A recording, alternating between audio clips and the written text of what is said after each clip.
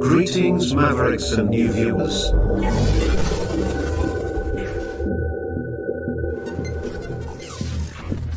Tonight, direct and live from the Maverick News Network World Studios.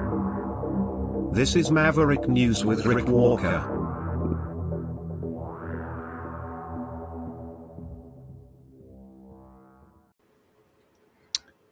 Precision targeted bombardments are underway at this hour on Iran as President Trump orders the military to open the gates of hell. Major escalation following the deaths of 2 U.S. service members in Jordan from Iranian strikes, missiles, and drones overnight. A third U.S. service member is missing. And we have a whole new chapter opening tonight, it appears, in the Middle East. And with this full-scale war, make no mistake, between the United States and Iran and Israel. Stay with me. We have a lot to unpack tonight, including an update on the wildfires, the smoke, and the politics that is even thicker.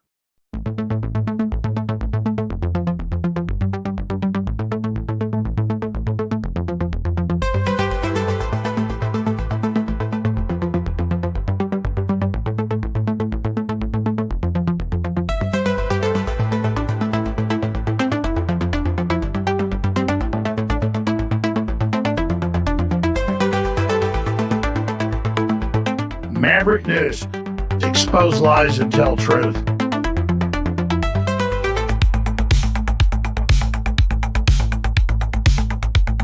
The world is watching.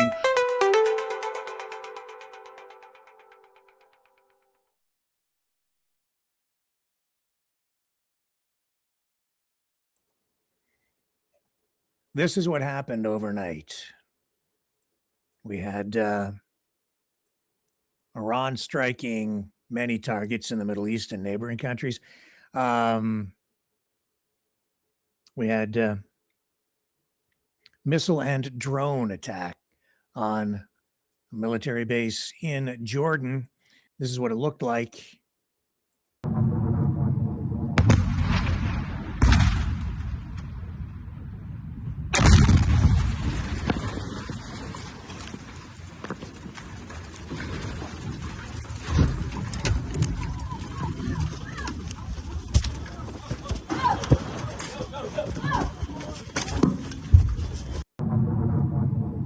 So as a result of that, 2 U.S. service members killed, 3rd missing, 4 more were severely wounded, taken to hospital.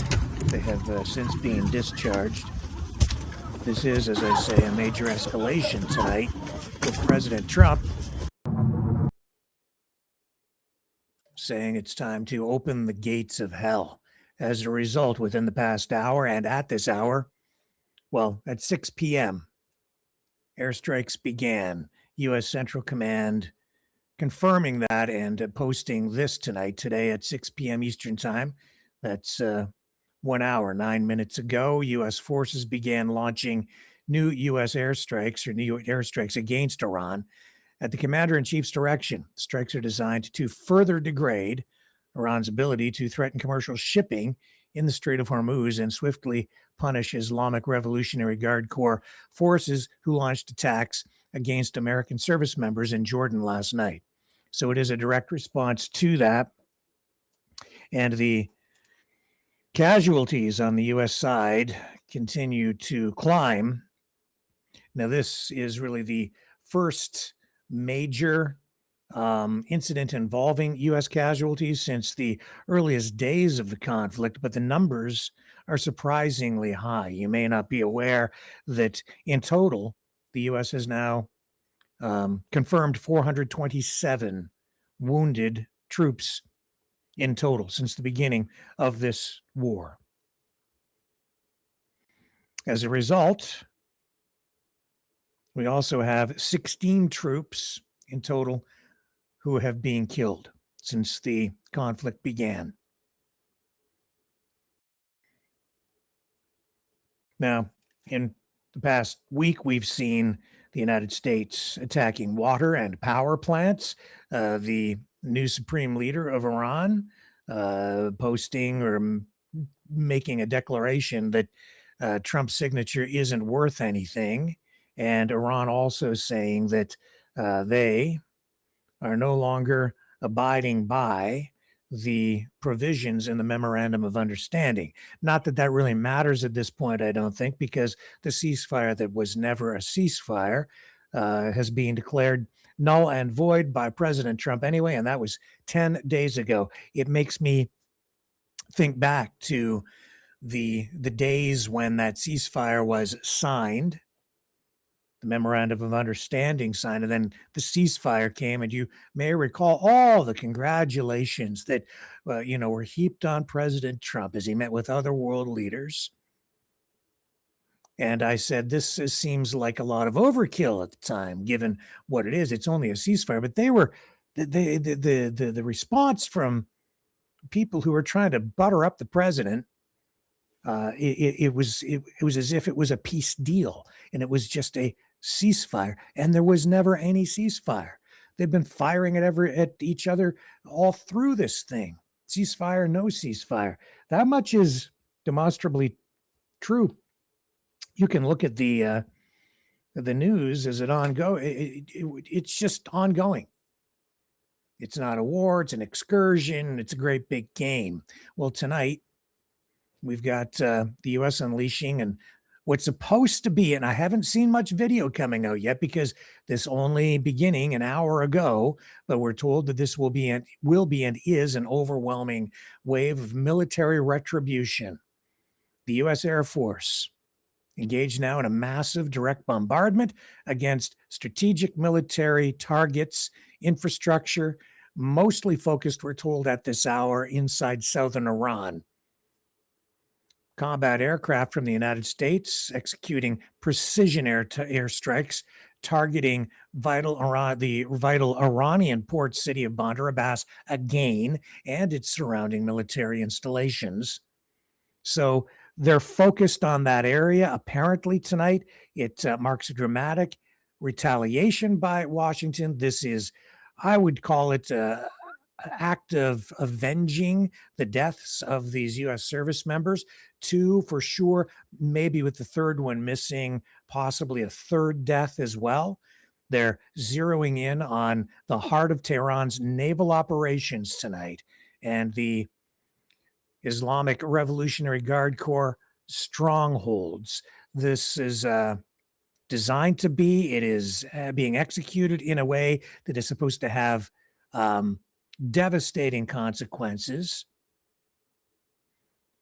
And it is meant to obviously send a very strong message directly to Tehran. There has been this video that has been going viral of a B-2 bombers airborne being posted by U.S. politicians. That has made people wonder exactly what is going to happen tonight. Some people even worried that this whole thing may be going, I don't even like to use the word, but nuclear. I doubt that very much personally, but people are putting that out there.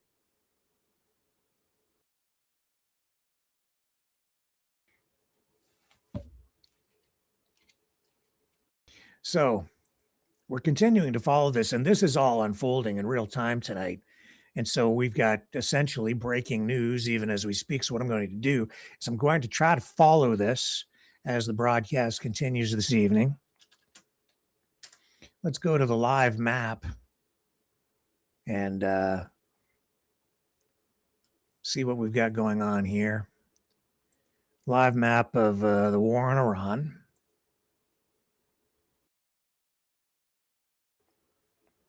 I don't like this because they have ads all over it, but we'll show it anyway. So you can see that reports of several explosions in Bandar Abbas already, and that is because we're now more than an hour and 15 minutes into this retaliation. And so we are right up to date, right up to the minute here for you tonight. And you can see here from the legend where some strikes have been taking place over the past 24 hours. All right, let's pull out of that.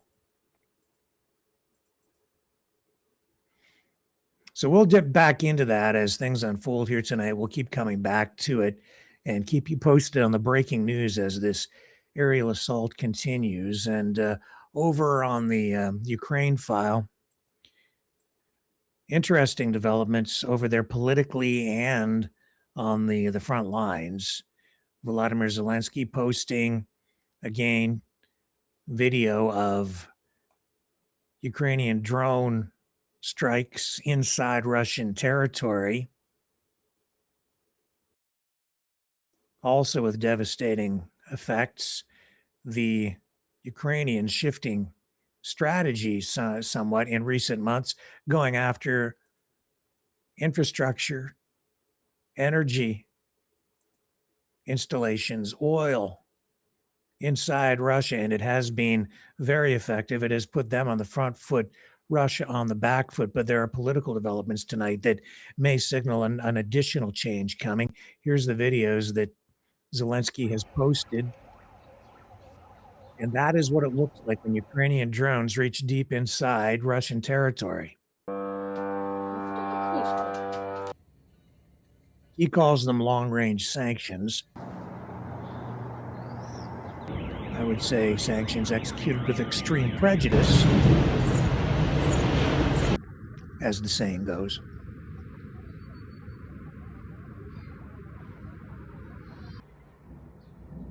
Talk about smoke from wildfires. They've got more than their share there when these drones strike oil storage facilities, oil tanks.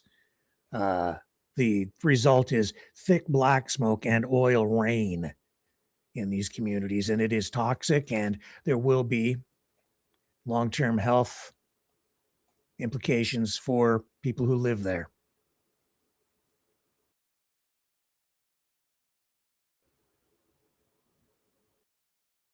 And I'm seeing all kinds of video here tonight too, and I am very reluctant to run this stuff because I'm pretty sure this is AI. I'm trying to be very careful about this. The Iranians are releasing all kinds of videos right now. That's what it looks like to me.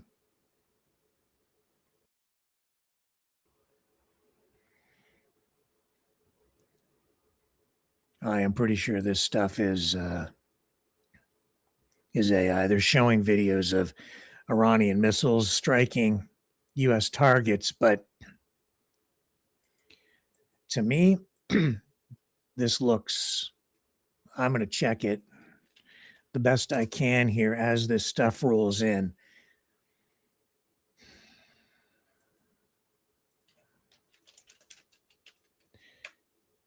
Because I do want to keep you up to date and show you what I can, but I don't want to spread fake stuff. I don't want to get caught doing it.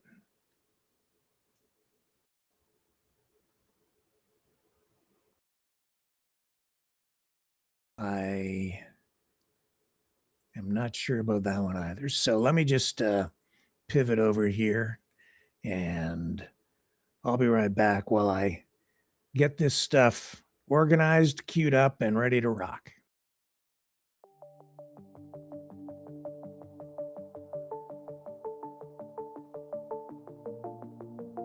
Greetings, brave Mavericks.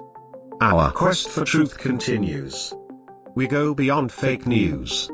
Together we expose propaganda. Together we pull others out of rabbit holes. We are maverick thinkers. We are all unique individuals, defenders of individual rights and freedoms, credible, trusted, grounded in reality. Maverick News. Maverick News. Defending free speech. Free speech. Donate at freedomreporters.com. Do it now. Tomorrow may be too late. Maverick News. The world is watching.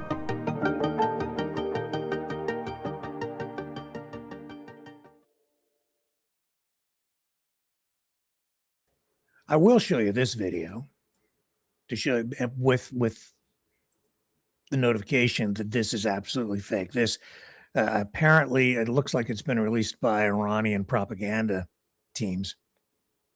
Pretty good stuff, but it does have some things about it that alerted me to this probably being AI. This is supposed to be footage of a U.S. military base being attacked by Iranian drones and missiles tonight, but it is absolutely 100% fake.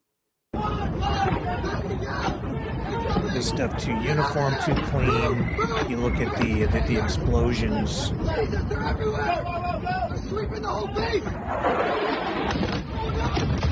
And those explosions right there, too clean. It's generated. Listen to the audio too. It doesn't sound believable.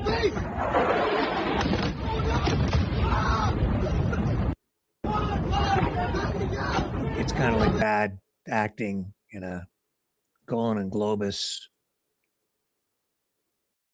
flick from the 80s. Action film. But in the age of information warfare, such as it is today, that's what you get. Let's move over to other news. Tonight, we have the wildfire story here in Canada still. Well, it's become an international incident, an international crisis, it seems, between Canada and the United States. And in fact, we have Senator Bernie Moreno, again, chiming in on this, as Doug Ford would say, chirping. But he's escalated things now. He is saying that he is prepared to introduce some sort of proposed legislation or a bill of some kind, maybe within the next week, to have both Prime Minister Mark Carney and Doug Ford, Premier of Ontario, sanctioned as a result of the wildfires as punishment for the wildfires in Canada. And in addition to that, he says that their visas should be withheld. Take away visas so they, I guess, can't travel to the United States. It seems pretty extreme. I get the politics surrounding it, but my gosh, this tonight, this seems way over the top, baby. And here he is on Fox News. This is not fringe, isolated, wackadoodle rhetoric. This is coming from a prominent politician, conservative side on Fox News, which is today the, I would say, one of the main pro-Trump media outlets.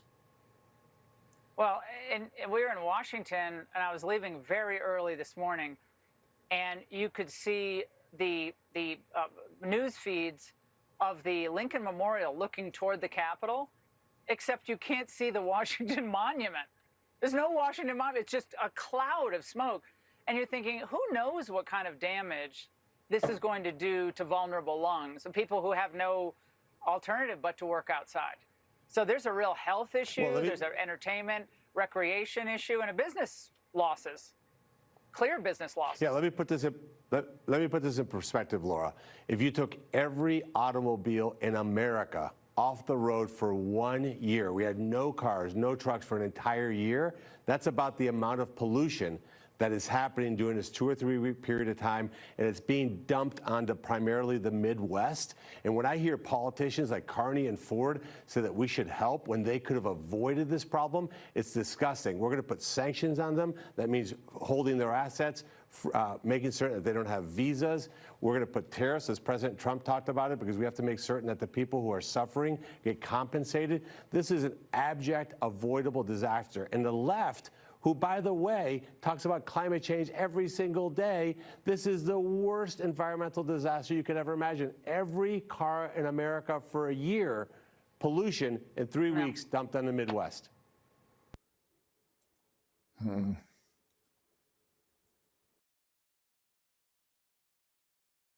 Well, okay. So back to Iran. Over on Bloomberg, they have the former U.S. ambassador to NATO, Nicholas Burns, saying it's very important that President Trump stands up to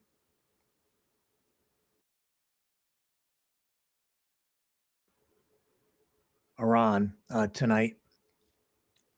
So he's kind of talking about it in gangster terms and in also appropriately in entertainment and Hollywood-like terms, talking about like Tony Soprano. Oh, we're not going to run the. I'm going to run the clip here. I've always said world leaders are like a bunch of gangsters. They don't have to follow the same rules as the rest of us. Here's the Bloomberg clip. The Iranians believe, I think erroneously, that they get to run the Gulf, the Strait of Hormuz. They get to be the toll keeper, exact fees, establish a fee structure. There's not a government in the world that agrees with that. And I don't see any way that President Trump can ever agree to that. That would mean Iran emerges from this long war of 4.5 months stronger in that respect than when the war began. It would be injurious to the global economy, to insurance companies, to shippers, to people the companies that depend on the free flow of commercial traffic. So I think that the president cannot, and I believe will not give in, our president, on that issue. I don't think the Iranians are going to give in. So where does that leave us? I think a cat and mouse, probably next couple of weeks or months leading into the autumn, where there's a back and forth. They agree to a ceasefire. The ceasefire is honored, then not honored. They go back to exchange of fire. And I think that's where we are, because these are hard-bitten, highly ideological leaders in Iran. They think they can play us for time, and so they're testing us. It's very important that President Trump stands up to them in that respect and not give in on issues like Iranians becoming the Tony Soprano of the Strait of Hormuz, exacting tribute from other countries. Well, maybe he should have thought of that before he went in there and undid all of the things that had been done to avoid exactly this kind of conflict to begin with, things done by the United States and previous administrations. Pretty clear that this was a war of choice, and it is pretty clear that it was not well thought out, and it is pretty clear it is not going the way that President Trump had hoped, or as he had promised. It's gone far beyond the 3 to 4 week window where he said it was just going to be a little excursion. And I thought, well, maybe, just maybe, since I found this montage, we should take a look at this, because it gives us a review of the many times that President Trump has promised that this war is about to come to an end, or this little excursion, or whatever it is that he claimed that it was, that it never was to begin with. Let's just listen to his baffle gab, his blah, blah, blah. They want to make a deal. And they want to make a deal so badly. They want to make a deal so badly. I do see a deal in Iran. It's looking very good that we're going to make a deal. This process should go very quickly. We're going to end that war very quickly. We're in the final throes of what will be a very, very good deal. And they want to make the deal a lot more than I do. We have our deal done with Iran, and it should be successful. We're making an amazing deal with Iran. They want to make a deal with us very badly. They're dying to make a deal. They're giving us a lot. They want to make a deal so badly. They want to make a deal. And they want to make a deal so badly. They want to make a deal so badly. I do see a deal in Iran. It's looking very good that we're going to make a deal. This process should go very quickly. We're going to end that war very quickly. We're in the final throes of what will be a very, very good deal. And they want to make the deal a lot more than I do. We have our deal done with Iran, and it should be successful. We're making an amazing deal with Iran. And it goes around and around and around and around in circles. And oh, yeah, the other big one that he was going to solve in like 24 hours or maybe even before he came back into office, the war in Ukraine, that hasn't really worked out either, has it? No, it hasn't.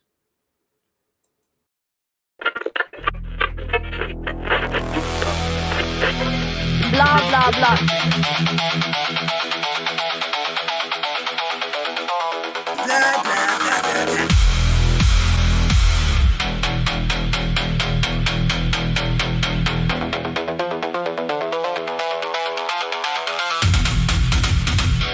Blah, blah, blah.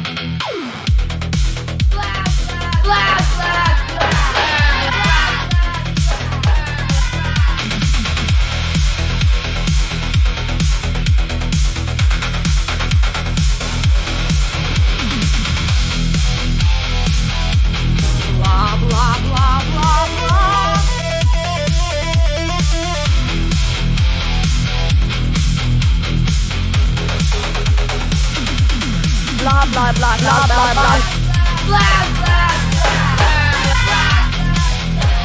Blah, blah, blah. Blah, blah, blah. Blah, blah, blah. Blah,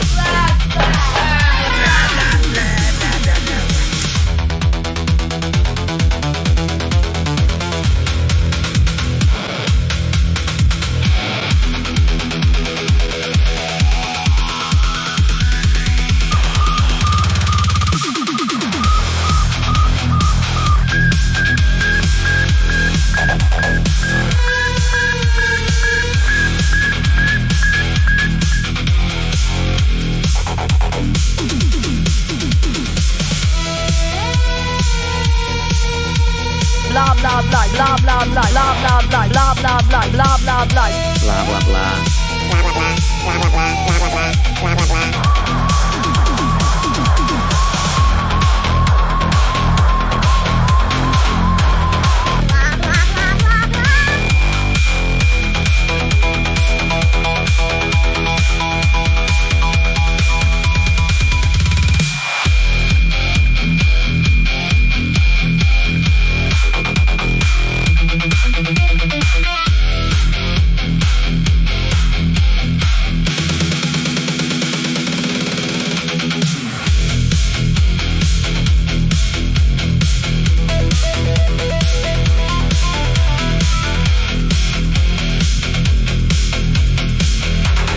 Blah, blah, blah.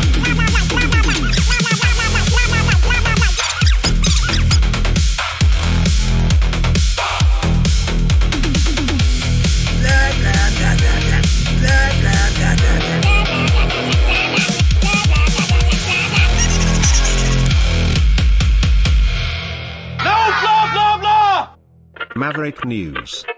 No blah, blah, blah.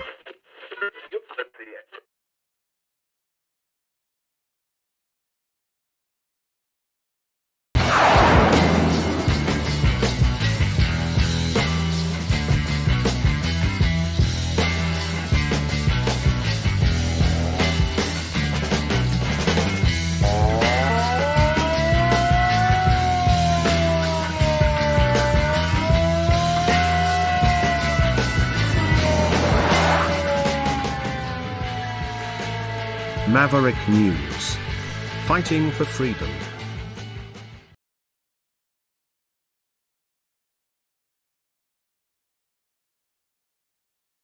We're back.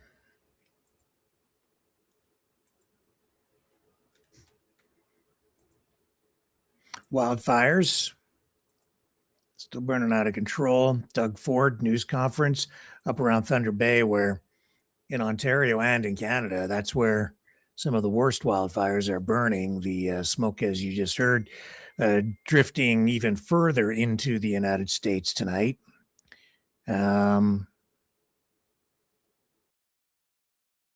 Okay. And I guess in DC, You can barely see the White House and some of the other landmarks there. Let's go to this news conference. Just run a little clip from it today with Doug Ford, Thunder Bay, kind of updating things for us. Here we go.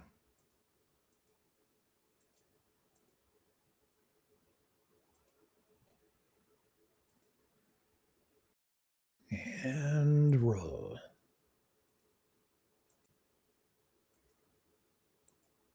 And we're going to be down there without hesitation to support our neighbors, which we should be. But all the rhetoric going on there, and it's not from all Americans. I'll tell you, Americans love Canadians, and we Canadians love Americans. But to make the comments they did through the administration, unacceptable, absolutely unacceptable. We're trying to get through this, and maybe I got an idea. For President Trump. Why don't you get rid of the softwood lumber tariffs?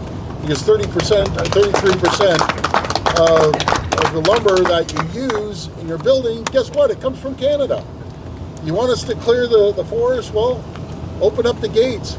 Let's start shipping softwood lumber down there. And that would resolve a lot of the issues that we face right now. Premier? So, do you have a sense of how things might evolve over the next few days? It's supposed to rain the next 2 days. Just do you think things are supposed to get better, or? Yeah, it's a great question. The short answer is there's much more favorable weather coming over through the weekend and into next week. Got a little bit of rain up here yesterday, which was good. What we really need to see is some of those sustained rains, but without the lightning strikes, because the overwhelming majority of fires that we're seeing now were actually caused by a storm that came through about a week ago, Sunday, Monday, Tuesday last week. So, the weather can change, as we know. So I don't want to give a definitive yes, but things are trending in a very positive direction. Even over the last 24 hours, we've seen fire activity start to slow a little bit. The fires haven't been growing quite as fast as they have been over the last few days with that little bit of rain that we got. What it does allow now is for hopefully the smoke to subside a bit. Obviously, we see it, around us today. You're seeing it across the province. But when you're actually up at the fires and you're trying to either fight them on the ground with our incredible fire rangers and the work that they're doing, or the aerial suppression efforts, sometimes the smoke is so thick that we actually can't get in to drop water on the fires. So it's just not safe for anybody to be in and around them that close. So as the smoke subsides, you get a little bit of rain, the weather starts to cool a little bit, and then we've got a better opportunity to get in and fight those fires. So sure, if you've got a follow-up on that as well, we can take that as well. Okay, yeah, we've heard about the First Nation near Fort Hope. It's supposed to be evacuated by aircraft tomorrow morning. We're talking about 600 people. It's the Iba Mitong First Nation. I don't know if you could provide us a bit more detail about this. Sure. Minister Dunlop leads a lot of our evacuation efforts, so I'm sure she'd be happy to provide you and Mr. Haidu like that. Yeah. So my ministry was speaking with the First Nation last night and coordinating efforts, and so we actually reached out to the federal government for a request for assistance on Wednesday of this week. What that allows us to do is to move things along quicker, so rather than having to wait a 48-hour period. We have the ministries on standby with the Canadian Armed Forces to be able to deploy Hercules. So we're working with the community right now. I was just at the airport with some of my field officers who were anticipating the flight actually might go out today. We will be landing in Hamilton. So we're working really closely. It was actually quite late with the community last night. And those coordination calls every day are so important. We have individual calls with each of the different communities. Not only once a day, this week there's been some calls after midnight. There's been a lot of activity on the ground supporting what's happening with the different communities. Sure. Yeah.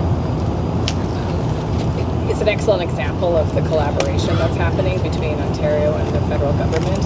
Obviously, we have to work with the Ontario government because there's so many moving parts. So many people will ask for, to send in the military, send in the CAP.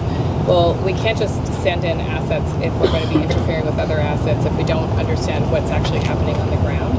And so this collaboration between the ministers and between their departments allows for a safer staging of the evacuations and of obviously any other assets that they need.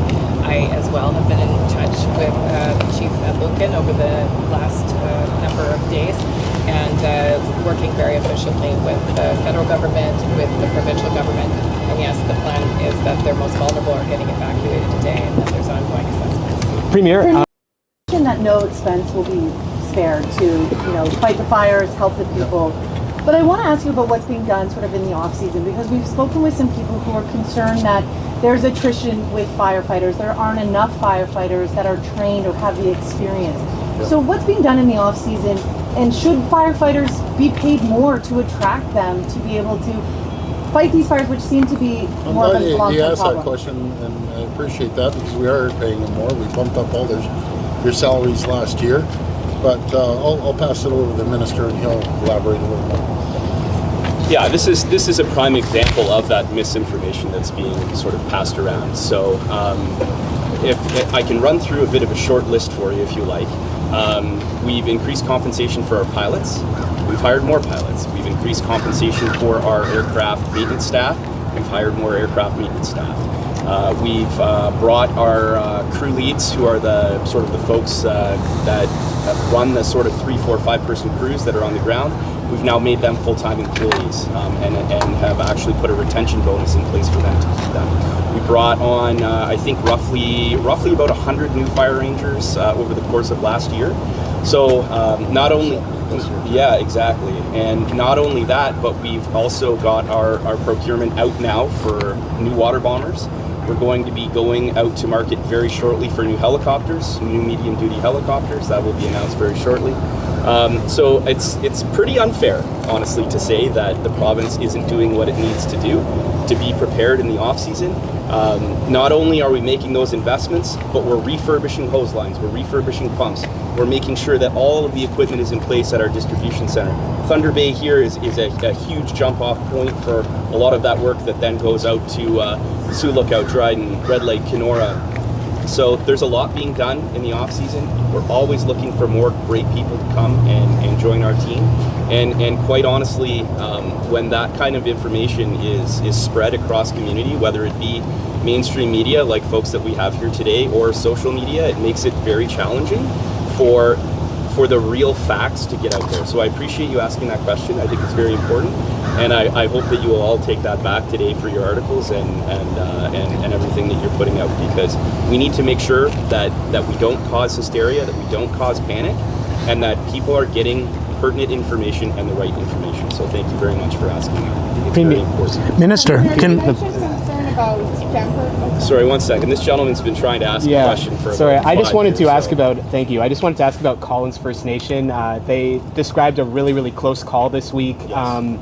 The chief talked about how it was really hard for her to get someone from the MNR on the phone, and the decision to evacuate happened so last minute. They didn't even really make the call until, just the luck of a local rail worker nearby, was able to warn them about it. I'm just wondering if the government has an explanation yet for why everything happened so fast with them, why they weren't warned sooner. Yeah, so the challenge in Collins is that fire actually started very, very close to the community.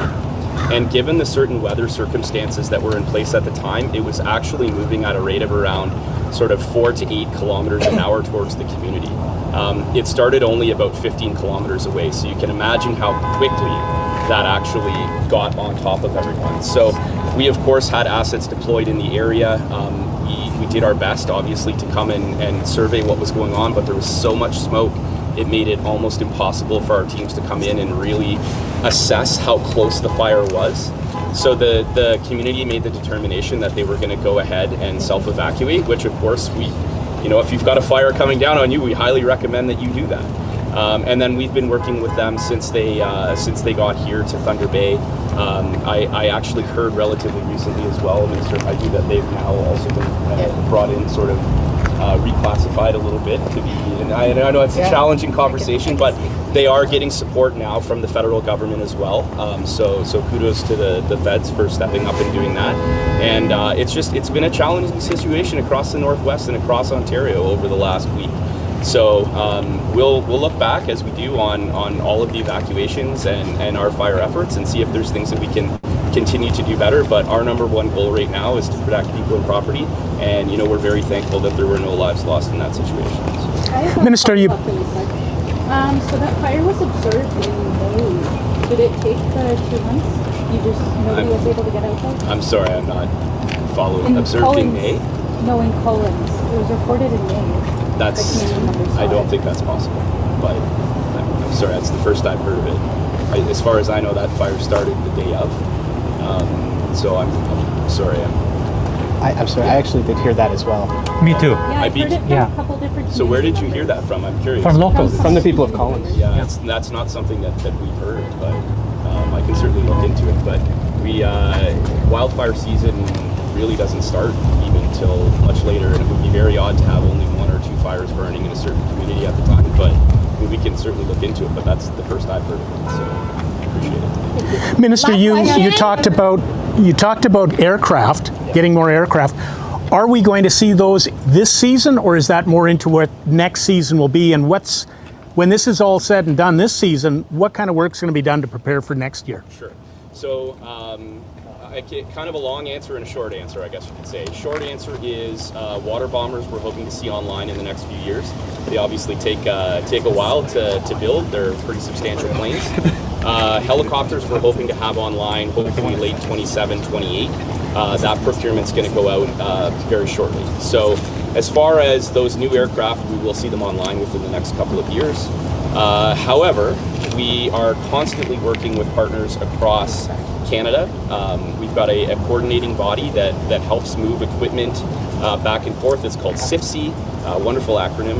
I've kind of made the joke, government loves its acronyms. So they are the coordinating body that moves equipment, people, aircraft back and forth from different provinces across Canada. So the Premier was talking earlier about how we've got some support from Alberta coming in, as well as the Yukon. That's all done through that coordinating table that works pan-provincially across governments across the provinces, and obviously with the federal government as well. We do have 2-8s, so thank you for that as well, that are coming from the federal government that have fire retardant suppression. That's the red fluid that you see that gets dropped out of the planes. So they've been able to procure some of those on contract, so we'll be able to leverage some of those. And we also have something in the neighborhood of about 80 contracted aircraft here in the province. So we don't necessarily own them, but they are here in Ontario at our disposal. So I would say at any given time, we've got somewhere between 100 to 120 aircraft, about 80 suppression aircraft between planes and helicopters, and then another sort of 30 to 40, we'll call them support aircraft that move crews, that move equipment around. So we're always looking to Peter said we'll spare no expense, and we'll continue to move forward to make sure that we keep people safe here in the province. Is more help on the way? If it's needed in the coming days? Well, absolutely, more help is on the way. We've requested it. Some of it's here on the ground, some of it's coming. But we also have to recognize that you were asking a little bit about U.S. partners. We're part of the Great Lakes Fire Compact. There's well over 500 wildfires burning in the U.S. right now as well. And we've certainly got a lot of challenges across Canada. We've seen some new fires pop up in Nova Scotia over the last couple of days. Challenges out in British Columbia, the Northwest Territories.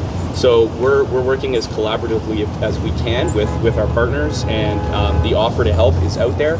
And please, anybody that's listening that's got good ideas, or that maybe has, if you're part of an organization or a company that thinks they can help, we're always happy to entertain that and see what's going on here in the province. Thank you, everybody. We really appreciate your time today. Thank you. Okay, so he's saying, they're even open to ideas.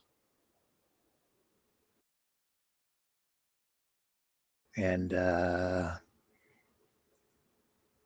if you go over to the Trumpsters' Donnie T's Truth Social page, you'll see this post. Tim Sheehy, former water bomber pilot, says that he used to lead an aerial firefighting fleet. And he says, I can tell you send help is an extremely dishonest framing by the Canadian government. The Canadian government routinely blocks U.S. firefighting companies from attacking fires in Canada while aggressively sending their government subsidized aircraft to the U.S. to earn commercial rates from the U.S. taxpayer. It's big business for them. And here's the interesting line for them. And they run it like a Chinese protectionist racket. So we do have, I know, and I'm not an expert on exactly what the details on these agreements are, but there are agreements in place. We have agreements in place between Canada and the U.S. for cross-border mutual aid when it comes to firefighting. And we send hundreds, if not thousands, of firefighters back and forth across the border whenever these kinds of emergencies erupt. And it's been going on for years. And there was a new deal signed back in the 80s with regard to all of that. And it has been mutually beneficial. I think that where some of the confusion comes in is you have both private firefighting companies and you have government run operations. And then you also have issues on the Canadian side, for instance, of credentialing, making sure that people are qualified so that they can properly serve as firefighters in a safe manner and in coordination with other firefighting teams. And so there have been accusations over time, for instance, from Canadian companies that have complained about US contractors coming into Canada to do work that the Canadian private firefighters who make money fighting fires might otherwise make. So there's a lot of not just politics, but business competition going on as well within this whole issue. And it kind of clouds things, it confuses things, it distorts the arguments a little bit. Some of it's political, some of it's business driven, profit driven. Some of it is, a lot of it, of course, is just community concerns. And it isn't as simple as people think, because a lot of this involves supplementing government firefighting resources with private contractors, private companies that come in to help in these situations as well. And then you overlay with that, sometimes insurance companies get involved too, where they actually have to bring in firefighting companies. And I know that in Canada, for instance, there have been private contractors, Canadian companies that have been upset because insurance companies have brought in US contractors. So I suspect, and I can't say for sure, but I think that what you're seeing there with that post from Tim Sheehy, the former aerial firefighter, water bomber pilot, that Trump is championing and reposting. I think that some of those private sector elements are involved in what he has been observing. And I think he is something of an expert on the US side, but he's seeing it from a US perspective. I don't know exactly all of the details surrounding the reasons for him posting something like that. I just know that it is not as simple and cut and dried as even his post is making it out to be. I like, for instance, out west in Alberta and BC, you've seen in the past couple of years with wildfires, people, saying, "Well, we can help fight these fires. I can get out my garden hose, or I'll come and help you fight fires." But that isn't always the safest option, because you can't just have untrained people running into a forest fire to just try and help put it out without coordination and at least some level of training. So we have seen civilians offering to help, and I think it was in BC. It might have been in Alberta, maybe in both. In the past year or two, they have accepted some of that help, and they've brought some civilians in, and I think, set up like uh, a program of sorts to provide some sort of preliminary training for people so that they could then take up roles in support positions, but not necessarily on the front lines fighting fires, because that can be very dangerous. And we have seen people killed, firefighters killed, uh, trying to save lives and save property. So it isn't just that simple as you just don't have people run into the woods willy nilly, and there are liability issues, and even the government. If, for instance, if the government just allowed unqualified people to come in and fight fires and somebody got hurt or killed, then they would be criticized on that front too. So we'll see how it all plays out. But this is how it's done. This is video of a string of water bombers coming in Canada to scoop up water and then continue back to the front lines in the battle against. I'll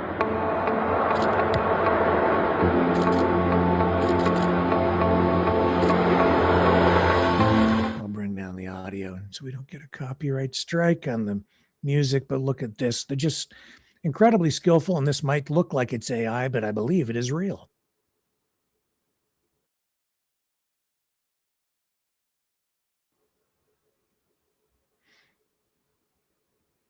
Yeah, they line them right up.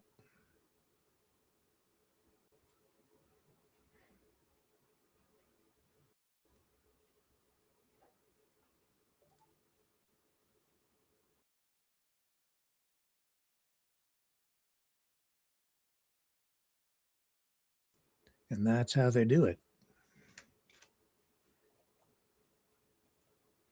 The video coming out tonight and the still images, again, just the scale, and the devastation, it's mind-blowing. Devastating. And this has to be the worst ever, I would think. Western and Northern Ontario are still the hottest hot spots tonight.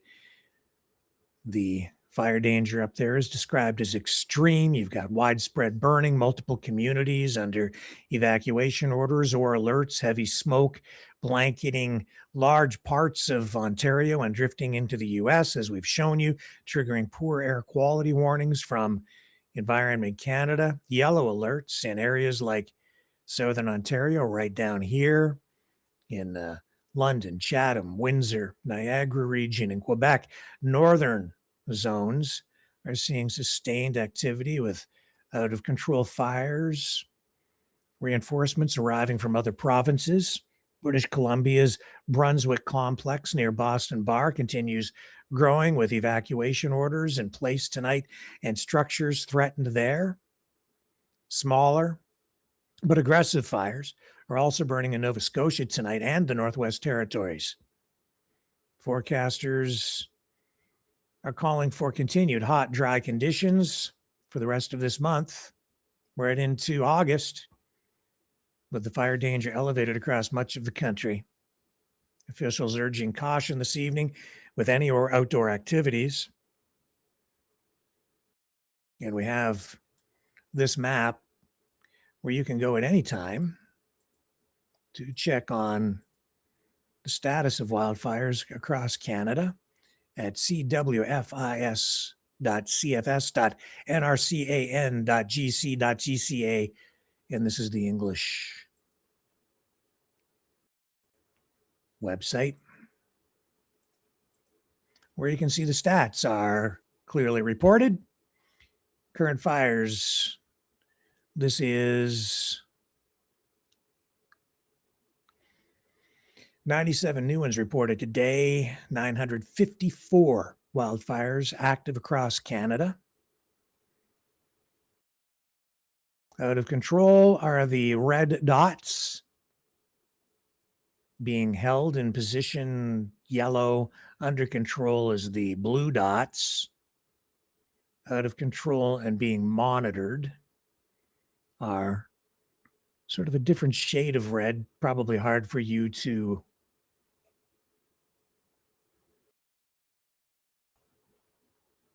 distinguish between the two.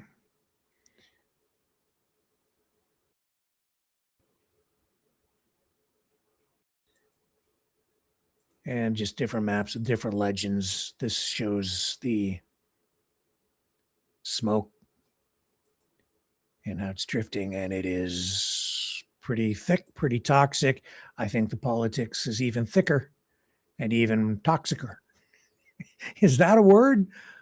I think so. Back to the Iranian war. U.S. officials say they think that China and Russia may be feeding Iran targeting data after Tehran has now hit sensitive sites with unusual precision, they say. This being reported by the Wall Street Journal, being picked up on social media. Here, I'll just show you. This is on open source intel, highlighting that report, and then look at the responses. Lando 877, whoever that is, posts, "No, excuse my language, is shit. Why wouldn't they?"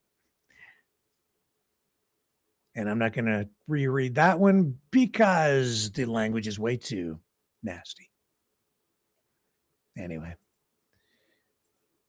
the bombardment continues at this hour. Going to take a short break, going to check for an update. Be right back.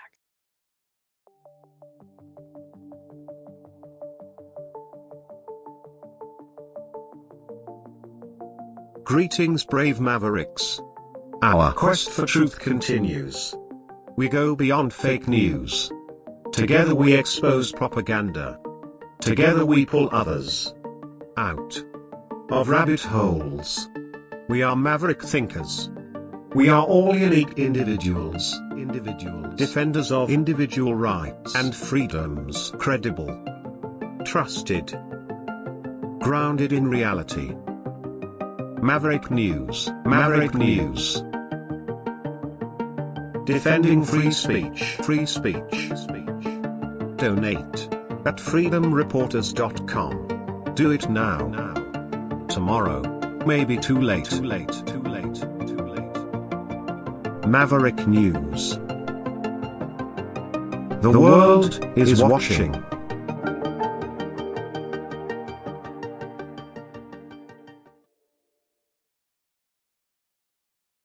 Looks like we're going to have to wait for a while to start getting, before we start getting video out of Iran from these strikes. So far, really nothing coming forward because they're underway at this hour. U.S. CENTCOM, nothing new there. They probably won't release anything at all until the strikes are complete. And if the activity from previous nights is any indication as to what might transpire tonight, I would say give it another hour or two, and you'll get a post from CENTCOM saying that the operations have been completed. The Trump administration, Trump himself being criticized heavily for these strikes on not even so much the power plants inside Iran, but the desalination plants for sure, being criticized for that because that, of course, is being characterized or is seen by many as civilian infrastructure because that's what purifies the water, gives millions of people drinking water. And this is the result of this past week's strikes, U.S. strikes on Iran and desalination plants. Very controversial. Will definitely have an impact on life and even, I guess, to some degree, military operations. But we're talking about drinking water here, which in the Middle East is probably more precious than oil. Desalination plants is what they use to remove salt from the salt water to turn it into potable drinking water. This particular desalination plant apparently provided water to about 20 villages in Iran. Okay, so we have more footage here now of CRAM defenses in operation above a U.S. airbase.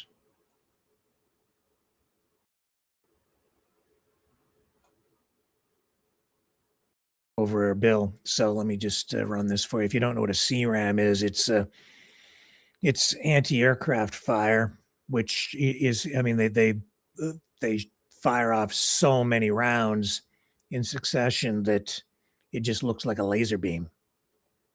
Not new technology. The targeting, of course, is more precise than it ever was in the past because of digital technology, but yeah, these CRAM anti-aircraft guns are amazing. And in themselves.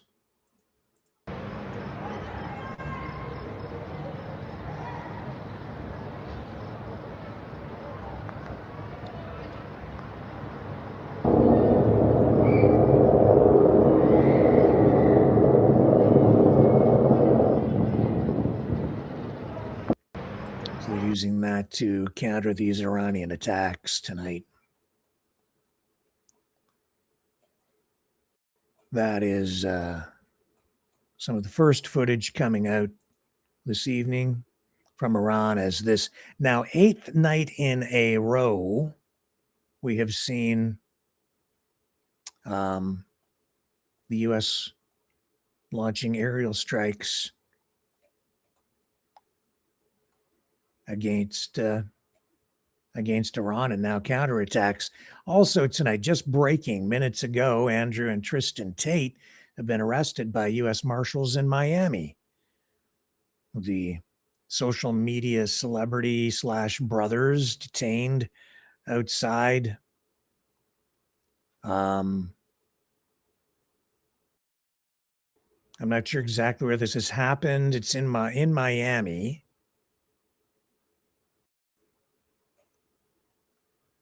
What are we seeing here? You know, they've been accused of and charged with rape and a lot of different offenses over time. And so they're being charged, I guess, with a new charge. They're facing new charges as a result of this arrest, including 7 further rapes, 3 of arranging or facilitating trafficking for sexual exploitation, 3 assaults, 19 charges relating to indecent images of a child and extreme pornography. Tristan Tate, and those are charges against Andrew. And Tristan Tate is facing possibly 2 additional rape counts, an additional charge of sexual assault, and 3 charges of trafficking facilitation. So these are charges that go back to a period between July of 2010 and August 2017. The case now covering 7 different alleged victims. All of this on top of other charges, 21 previous charges. Authorities saying both brothers are awaiting extradition proceedings to the United Kingdom and are warning that criminal proceedings are active with fair trial rights intact. So, see here, Crown Prosecution Service. Here's the release. Crown Prosecution Service has decided to bring further charges against brothers Andrew and Tristan Tate in relation to 4 additional victims. Following their arrest in the U.S., the CPS will be seeking their extradition in relation to the original 21 charges they face, as well as the further charges which we have decided to prosecute. I'm not a big fan of the Tate brothers, to say the least. Not a fan at all. I think you can see why. And yet they have a huge following online. Now, here's additional footage, and I bet you this is also fake. All of these videos coming out from the Iranian side. I guess it's just a lot cheaper, more cost-effective to make a fake video than it is to actually conduct any kind of military activity. So if it's just screwing with people's minds and winning the war through reshaping people's perspectives and their reality, then I guess this is the way to go. Now, I can't say for sure that this is fake, but just given the fact that it's on a pro-Iranian X site, I'd say it probably is. This is supposed to be U.S. military bases going up in flames, and yeah, that looks 1,000% freaking fake.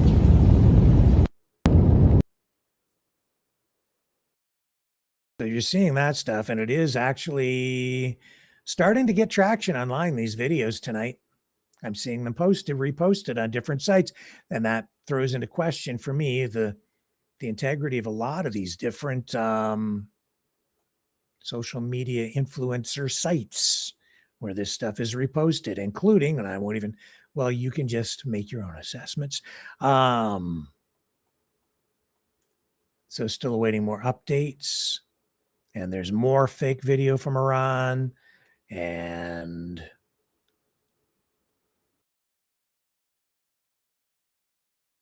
I think that's old video being recycled.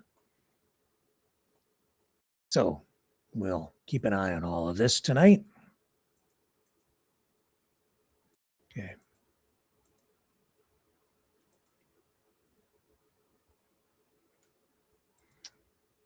Just wanted to kind of return briefly to President Trump's address to the nation and these allegations, claims, whatever, of election fraud. You know, on the Democrat side, the opposition side, they're of course saying that there's nothing new in there. That's true, as far as I can see. That the framing and all of this is such that he really isn't doing anybody any favors, and I'm in line with that as well. You know, the claim, I was just out in the morning thinking about what he said of, you know, the allegation that the Chinese have acquired voter data on 220 million registered US voters.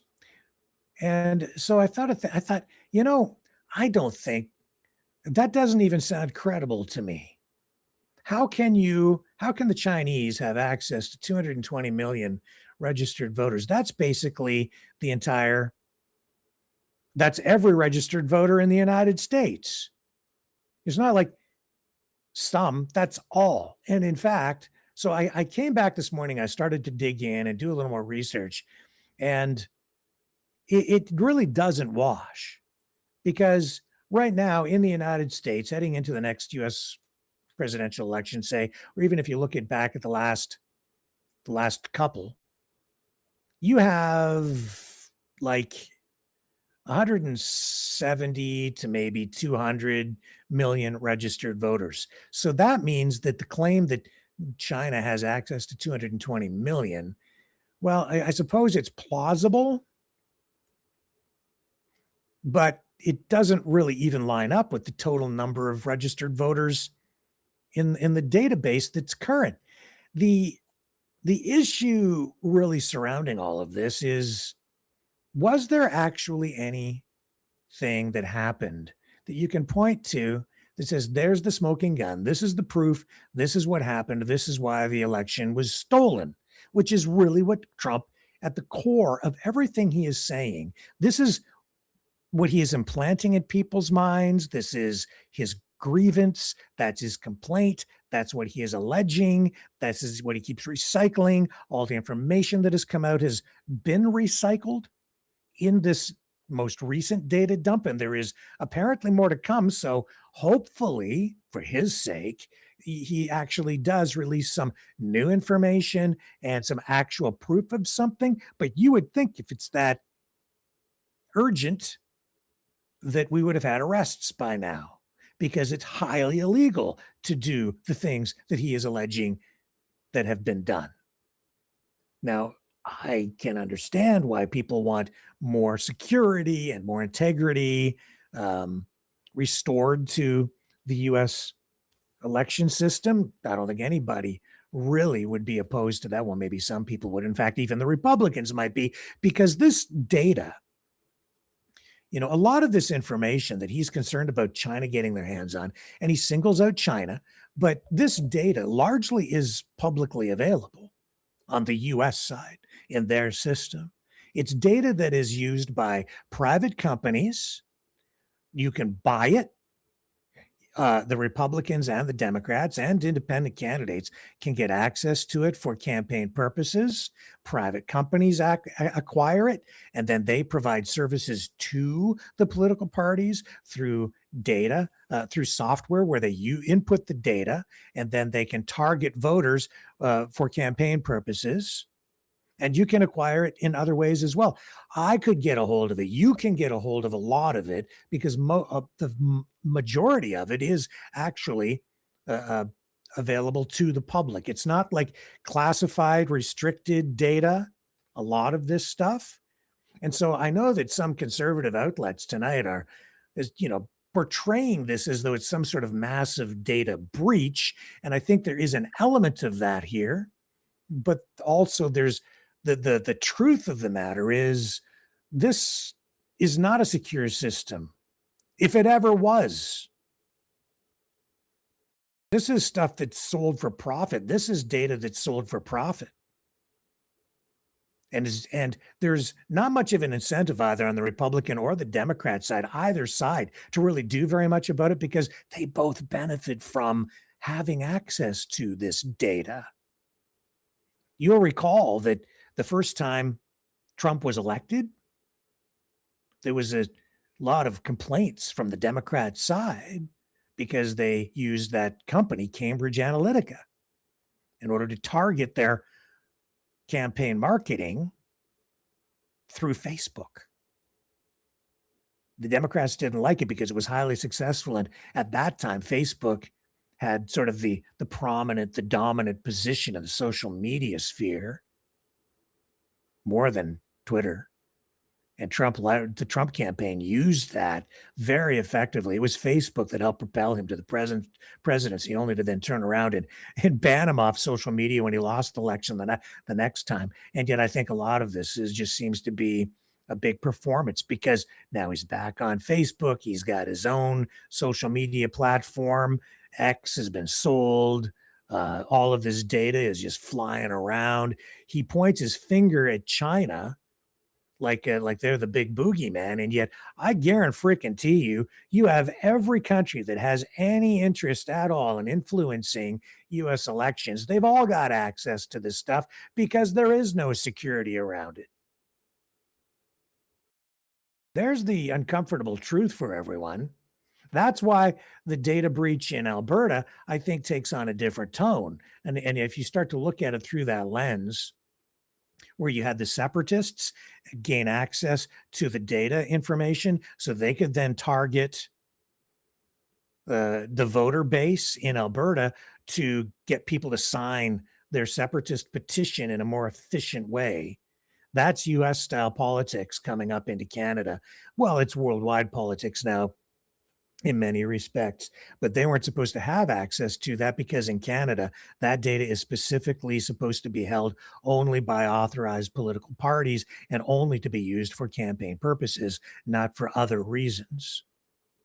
But they are not a political party and they got a hold of it. That's why it became so controversial. But in the States, a lot of this data, it flies around and it is not restricted information in many respects at all. And more than that, these social media platforms, they're compiling data on people for exactly these purposes all the time. In fact, I just highlight for you that Donald Trump himself, through his own social media platform, is acquiring just such exactly this kind of data all the freaking time. One of the things that really brought this back to the forefront for me in the last 24 hours is when I've been going to his Truth Social platform, the Donald Trump, call it what it is, the Donald Trump social media platform called Truth, which isn't truth at all, except that if you want real truth, you can get the truth through the numbers and through the data. And that is exactly what he engages in all the time because they are collecting data through this system here. Let me show you. This notice has been coming up on my Truth Social account when I've been going to the platform to just check in and see what's going on. And sometimes they bring you the Donald Trump Truth Social scroll. Here it is. They're notifying you, I think maybe because of some federal regulation, I'm not sure why, but it's a notification that they're collecting data on you when you go to their site. We and our one IAB TCF partners, this is third-party stuff, store and access information on your device for the following purposes: store or access information on a device, advertising and content measurement, audience research, services development, personalized advertising and personalized content, cookies. They're tracking you, man. Every time you go to the Truth Social platform, you think they're not using that data For campaign purposes, personal data may be processed to do the following: use precise geolocation data so they know exactly where you are at any given time, especially if you're accessing on a mobile device, and actively scan device characteristics for identification. Our third-party partners may store and access information on your device, such as IP address and device characteristics. They're planting data on your device so they can track you when you're out walking around. Our IAB-TCF partners may process this personal data on the basis of legitimate interest, or with your consent, you may change or withdraw your preferences for this website at any time, blah, blah, blah.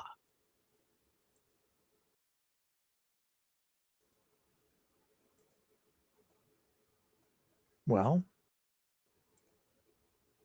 see, we know what they can use that stuff in very powerful ways, right? Including they can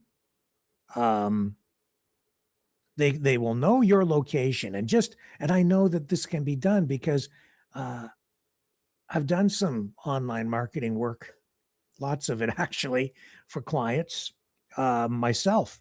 Not so much some a little bit these days, but not much. But I know that you can use data like that to track somebody without the law is such that you're not supposed to know who the individual is if you're purchasing the service of the social media company, but the social media company knows who you are because they've accumulated your data. And if you're walking by a store that sells women's shoes and you're a lady and they want to market to you, that store, if they know that you're within proximity, a certain distance from the front door of that store, they can hit you with an ad to promote the shoes that are for sale in that store. So when you're walking by and you're doing this on your phone, an ad for that store will actually come up, or the product that they're selling. And as you're walking by, well, maybe you'll see it in the front window. You've got the ad, you go in the store. It's like that sophisticated and in real time because they're tracking you. Now, if they can do that, imagine what they can do on the political side. And that site, of course, all the sites, very, very politically oriented, right? Like it's powerful stuff. And of course, in the United States, the most powerful country in the world, the most powerful economy, the largest economy, the most powerful military, it's for all the marbles, baby. So they pull out all the stops, and that's why the politics gets so nasty. And the United States keeps pointing their finger at China, China, China. Trump especially, right? Well, why is that? Because they're a major competitor. I had a clip lined up here with regard to that. Maybe I still have it. Maybe not. But they're focused on China because they are seen as, well, a major competitor. It isn't really just about national security. It's that they want to beat them down, essentially, beat the competition down. Gonna take a short break, cue up a couple clips. Be right back.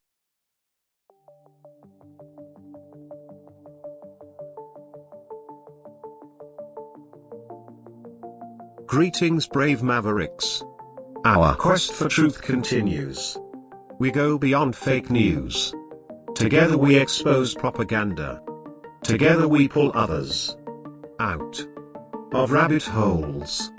We are maverick thinkers. We are all unique individuals. Defenders of individual rights and freedoms. Credible. Trusted.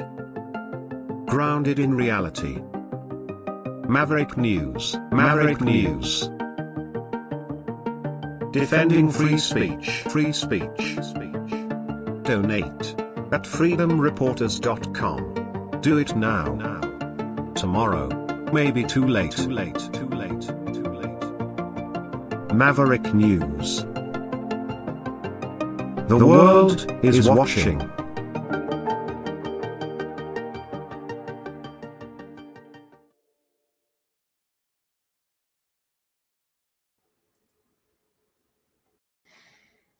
Well, back on Bloomberg again, they're yakking about the wildfire issue, the politics surrounding it.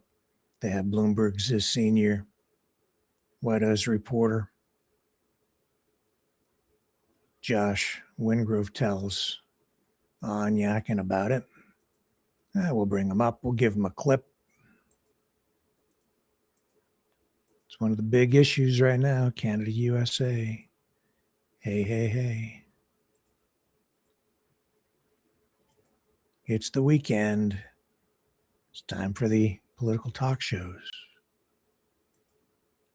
Canada because of the wildfires. He posted, Canada has refused to engage in basic forest management and debris removal. Sounds familiar to what he said with California last year, knowing that such refusal will lead to exactly this result. This is willful negligence, that's capitalized, and becoming a yearly occurrence costing the United States billions of dollars, which cost of this pollution must of necessity be added to the tariffs Canada is currently paying. It's a complicated clause, by the way. Yes, that's not easy to read. That's my second time, and I did no better the second time.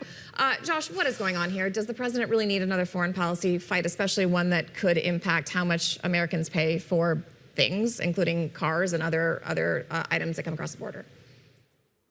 I mean, the notion of Canada, vacuuming the floor of its boreal forest or whatever. I mean, obviously, that's only so much you can do. To take this seriously, though, I mean, a Canadian national died fighting a forest fire this month in Colorado. This long-standing cooperation between these two countries. In those infamous California fires, it was Canadian water bombers you saw. Some of the stuff Trump says goes off the back of Canada and Canadians. Other stuff they find particularly insulting. And I think this risks being in that second bucket because the country has spent so much time helping America fight its forest fires, that the notion that this is sort of like their fault, no one wants to smoke over it. It's over Canada too, of course, is I think going to prompt some blowback. Frankly, is already prompting blowback from Canadian officials. And so whether we see this factor into these negotiations or whatever is unclear. Just to remember where we are on this. Most of the trade between Canada and the U.S. right now is tariff-free because it's exempted under CUSMA, or as the Canadians call it, and USMCA after the Americans call it. And so Trump could adjust that exemption. That's a big fear of industries in the U.S. and in Canada. He could raise the baseline tariff through these 301 investigations, one of which is done, one of which is still in the hopper. Mm-hmm. Or he could try to adjust the sectoral tariffs to crank up tariffs on autos or steel, which are the two ones that are biting the Canadian economy in particular. So he does have avenues here if he wants, but it's also true that Canada has one of the lowest effective tariff rates in the world right now when it comes to accessing the U.S. market. All right, and this is CBS Mornings today talking about the smoke on the U.S. side. Thick smoke from wildfires smothered cities from the Midwest to the Mid-Atlantic. Well, it's been scary because I have COPD, which is a lung issue. And so it's been a little rough. I went out too much yesterday. Detroit topped the list of cities with the world's worst air quality on Friday. Emergency responders there reporting a near 100% increase in respiratory complaints. We have already seen some uptick in respiratory complaints across the city in terms of our EMS response and the reports from hospitals in their walk-in cases. The fires now leading to international finger-pointing. In a Truth Social post, President Trump said the U.S. is being invaded by filthy, polluted, and unhealthy air, calling Canada willfully negligent. Ontario Premier Doug Ford responded Friday. If there's some politicians out there chirping away, well, maybe what you should do rather than complain is send support, send help. Meanwhile, a week of heavy rain triggering deadly flooding across central Texas. The water moved so fast, it washed away generators and trailers outside the business where Kat Stafford works and ruined everything inside. I'm trying to draw out the main documents, papers, and set financial documents. All of this asphalt was a brand new road. It was put down just 3 weeks ago, but the creek that is a football field away was so powerful, it stripped all of it off. More than 2 feet of rain fell across central Texas in just days, a 1 in 1,000 year rain event for the second year in a row. Rescues are still ongoing. Roads impassable, so the Texas National Guard has taken to the skies with airlifts and medical transports. while in Uvalde, a key bridge into town collapsed over the raging Nueces River. Even though the worst of the rain is going to be behind us, the rivers are going to continue to rise and still pose life-threatening danger to anybody near those rivers. Even with the sun out now and the widespread rain ending, state officials are still concerned that flooding could threaten more communities as all of that water moves hundreds of miles toward the Texas coast. For CBS Saturday Morning, Jason Allen, near Kerrville, Texas. Okay, now I was talking about China just being like a major competitor to the United States, especially on the economic front. And we have this week the CIA director himself kind of acknowledging what I'm telling you tonight, where the United States still views Russia as, a powerful adversary, I guess, unless you're Trump, in which case it might be that you see him as sort of a, I don't know. It's a big question mark. Somebody the country he likes, but is supposed, I don't know what it is. Maybe not an adversary. It's a, gee, I'd sure like to be like that guy kind of a thing. Maybe, and I think more than that, but we need proof of various things. Not just some proof, a lot of undeniable truth. And we'll get into that another night. The point is that you've got the CIA director describing Russia in this address as, an adversary, but with a small economy, only about the size of Texas, while at the same time looking at China now as the biggest rival to the United States because of the size of its military and the size of its economy, which now rivals the USA. So on both fronts, which are both related and connect to each other, you have the United States, I think, very concerned, worried, and that's why you're hearing all the rhetoric about China. They're trying to find ways to kind of keep them at bay, to constrain China. Let's get the clip.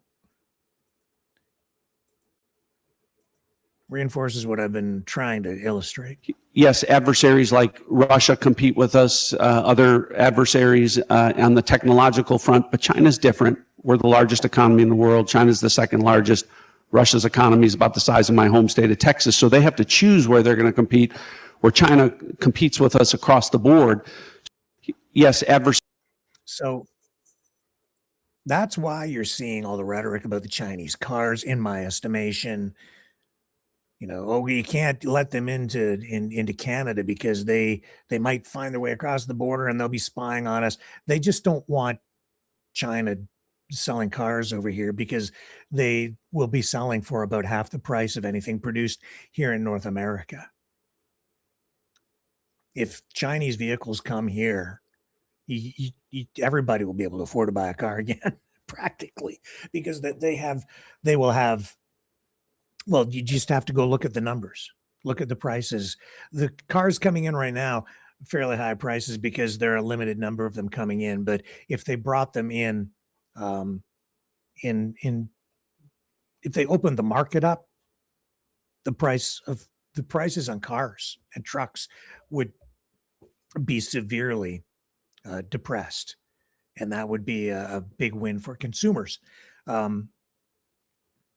So they're trying to find both tariff and non-tariff barriers through regulations to keep Chinese vehicles out of the marketplace. And it's controversial, and you can get into the economics and the finances behind all of it and the subsidies on the Chinese side and whether it's dumping or fair or whatever. But I'm just telling you that the rhetoric around the surveillance and the spying and the spy cars and all that, there's some elements of truth to it, but largely it's rhetoric being directed at it because they have economic concerns. And back to the file on the voter or the election fraud. Again, this is MS Now, which obviously is going to be anti-Trump, but they're highlighting the deficiencies in these claims that he made during his address. And I think it's pretty hard to deny that that what he did was fell far short of where it needed to in order to to spark any kind of a real genuine response. Joining me right now is our friend Illinois Congressman Raja Krishnamurthy. He serves on the House Oversight and Intelligence Committees. Welcome, Congressman. It's good to see you. So these documents that Trump declassified, they do not back up his claim of vulnerabilities in election systems. They reveal no new evidence of foreign interference and that it altered any vote counts. And then the strict voter ID bill that he's pressuring Congress to pass, that doesn't even address these issues. What was the point of this address? I think he's trying to set up a pretext, a Trojan horse, if you will, in this day of the Odyssey, to basically meddle in the 2026 elections in 4 months. That's what's really going on. And I think that Mark Wayne Mullen and DHS, we have to scrutinize them very carefully, because I'm concerned that they are going to potentially invoke emergencies related to the elections, place DHS, ICE, or CBP folks at polling locations to intimidate voters, and do whatever they can to discourage Democrats from voting and others, because they know that they can't win this election right now the way things are. So you're a senior member of the House Intelligence Committee and the Select Committee on Strategic Competition between the U.S. and China. We all know that foreign adversaries seek to undermine our democracy, but have you ever seen any evidence of a foreign nation changing a single vote or altering the counting of ballots? No. Not at all. There's not a shred, not an iota of evidence whatsoever that, for instance, with regard to the 2020 elections, China flipped one single vote or even attempted to interfere in the either casting of ballots or the tabulation of ballots. So we're left with the same conclusion as before, which is that Donald Trump lost the election fair and square. All right. So this week, we had MS Now reporting that more than 24 House Democrats gathered to strategize how they would respond if indeed the president tries to interfere in November's vote. What are Democrats doing to make sure the election is fair and secure? I was part of that exercise. It was eye-opening, and I think I came away with several conclusions. One is that I think that we should anticipate that, Trump and his loyalists are going to do whatever they can to try to meddle in the elections. So what does that mean for us right now? I think we have to work with folks in civic community and not-for-profits in terms of making sure that we continue to encourage people to vote early for the election, because I'm very concerned about election day stunts on the part of the administration. I think we have to work with our legal community to make sure that we can go with one voice into court at the appropriate times if there are needs for injunctions or temporary restraining orders. And then finally, we have to do whatever we can in Congress to sound the alarm right now and conduct oversight with regard to the Trump administration, whether it's DHS or other entities such as the U.S. Postal Service, which is what I'm really focused on the Oversight Committee, to make sure that they are not used as leverage for the Trump administration trying to get a hold of voter registration rolls or kind of meddling in mail-in balloting and so forth. So those are the three broad strategies that we have to use right now. Is there something specific you worry about when you say an election day stunt that the Trump administration could pull off? What do you envision happening there? Well, you could see them, basically say that there's an emergency that requires that, DHS agents be placed at polls. Or if a judge says, well, no, you can't have under 18 USC 592, you cannot have DHS or any federal law enforcement at the polls, then they start setting up checkpoints on roads or highways near those polling locations. And that gums up the works on election day. So we should anticipate any of these strategies being employed and start to encourage people right now to vote as soon as they can in these elections, whether it's through mail or voting early in person, but making sure that their votes get in regardless. Okay. Let's pivot together to Jay Clayton, of course, President Trump's nominee to lead the nation's intelligence community, facing a contentious Senate confirmation hearing on Wednesday where he refused to directly acknowledge Joe Biden's victory in the 2020 election and said he was unaware former intelligence chief Tulsi Gabbard over. Here we go. Okay. We could go on and on about this issue, but really the speech the other night turned into a big nothing burger. I've gone over a lot of the documents, and I'm not seeing really anything new in there at all. So he clearly has other objectives here. Just on the on a lighter note, there's this. I just came across this on social media. X, Canada's forest fires are costing Americans. We're going to add tariffs, says Trump. Meanwhile, in Canada, the moose says, oh no, not tariffs. Whatever will we do? Because the tariffs are losing their impact, aren't they? How much more can he tariff us? Or anybody? Now, the CUSMA or USMCA trade deal still remains in effect. So most of the trade across the border still pretty much tariff-free, but he has made exceptions and he has used a lot of bluster to kind of intimidate.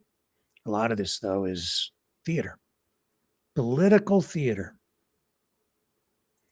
A lot of hot air. And as I say, the politics tonight, thicker than the smoke. And plenty of smoke going around, too. Here, check out, you want to talk about smoke? Check out this smoke. This is not Canadian wildfire, though. What you're about to see is a helicopter trying to put out a blaze at the massive Wildberries warehouse fire in Elektrostol, Moscow region. This from an overnight Ukrainian drone attack. And I'll just show you this. This is real. Multiple video posts on this tonight, showing again the reach and the power that Ukraine suddenly has in this war. I've also come to, well, there are reports coming out of Ukraine over the past day that Zelensky has had something of a political shakeup within his political team. He has apparently fired his defense minister in a very controversial move. I've been paying a little bit of attention to it, trying to get some details. Basically, what's going on, I think this defense minister, not really didn't really have had more of a civilian background, went in to this role only about 6 months ago. This is why you've seen such a sharp turn, apparently, according to some, in the strategies that being used with great effect by Ukraine over the past 6 months. But he's been at odds with some of the, I think, other brass within the Ukrainian military. One commander in particular who I think Zelensky sees as indispensable. And so he has fired the defense minister and he's making some changes, some other changes within the Ukrainian government as well that Zelensky has initiated here. But it has sparked some protests in the streets because this new defense minister has been, he's seen as something of a hero already by some Ukrainians because, as I say, the deep drone strikes into Russian territory have changed the face of the entire conflict. And it has put Ukraine on the front foot and Russia on the back foot. So to fire the defense minister at this point, leaving a bad taste in some people's mouths. We'll have to, this is maybe not of much concern for people here in Canada or the US, but I think these kinds of changes can have significant impacts on how wars are conducted and what the outcomes might ultimately be. So just something to make note of because we may come back to that.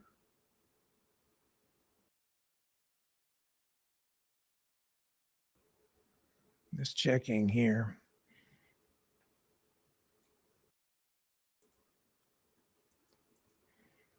This is over on Al Jazeera. They're talking about how other Gulf nations, other Gulf countries are looking at Iran, the threat from Iran tonight in the wake of what we've seen overnight and now this ongoing bombardment from the U.S. from the air against Iran, 8th night in a row. I mean, that's a very good question. I mean, Iran has crossed many red lines on the regional arena and also on the international arena in terms of blocking this, international waterways and bringing economic pressure on all countries, European countries, United States, and so on.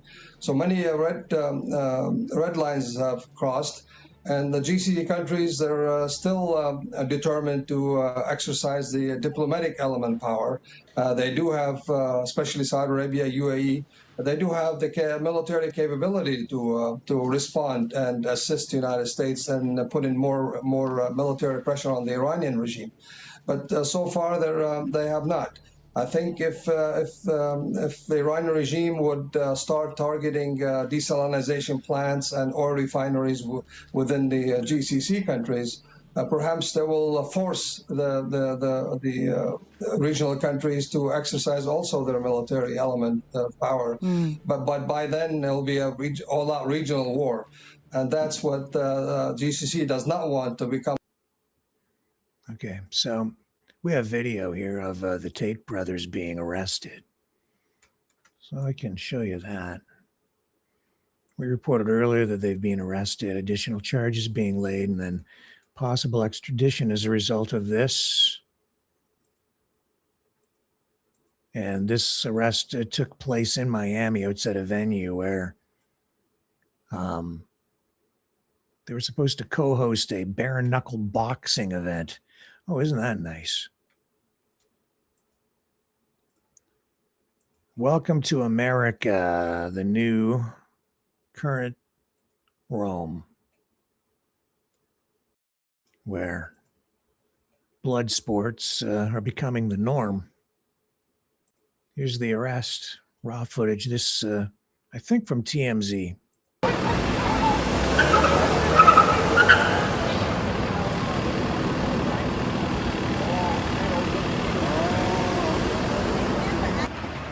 Mr. Tate, would you mind signing? Hey, Tate. Come back. Oh, shit. Come over here by me. Let's go.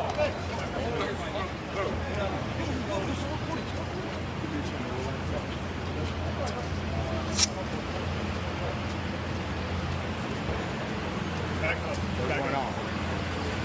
Back up.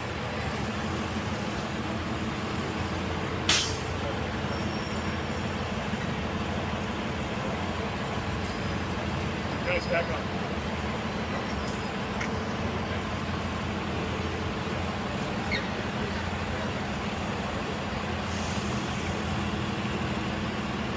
Strange to me, these guys I think are okay in Donald Trump's books. Meanwhile, so many people who support Trump are so concerned about the very issues that these guys are being arrested for tonight. And yet they seem to get a pass.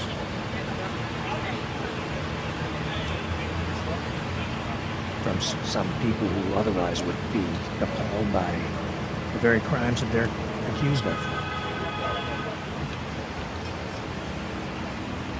I think it's part of the mind school.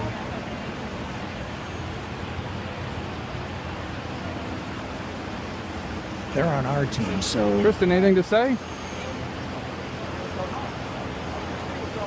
It doesn't matter what they do or what they're accused of. It's all fake, right? All a hoax. Not.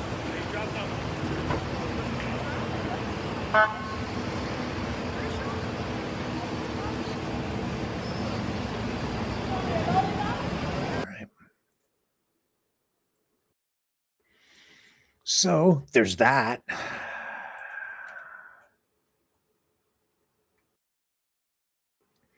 Still not much new video coming out of Iran this evening. It'll be coming, though. Make no mistake. Still no new update as far as I can see. Yeah, nothing new from CENTCOM. That means the airstrikes continue at this hour. Take a short break. I'm looking for other updates on what's going on with these airstrikes as our breaking news coverage of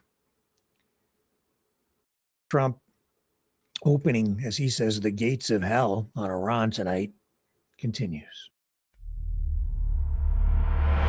We are the Mavericks. Welcome to the Matrix, baby. Hope you like the view.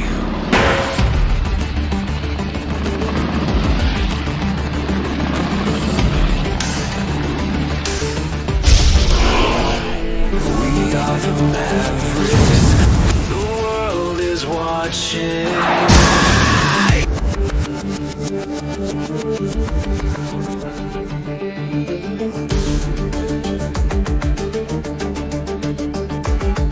We are the Mavericks.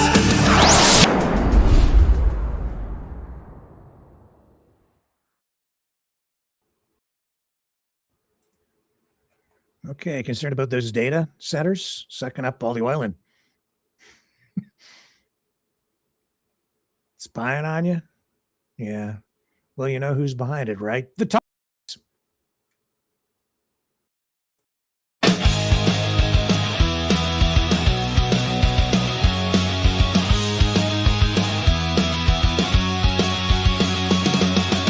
They're not stupid, they're just dumb. Running their mouths with a digital thumb.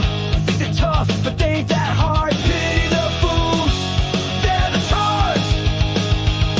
Retarded, can't see straight, full of rage and second-rate hate. Retarded, trying so hard, screaming at ghosts. They're the tars. No real thoughts, just mob and wine. March in circles, toe the line. Quick report, cancel, flee. Ain't got nothing but misery. Retarded, heads full of noise, broken tools with shiny toys. Retarded, playing the cards, pity the fools. They're the tars. Hey, hey, shut it down. No more truth in tar tales.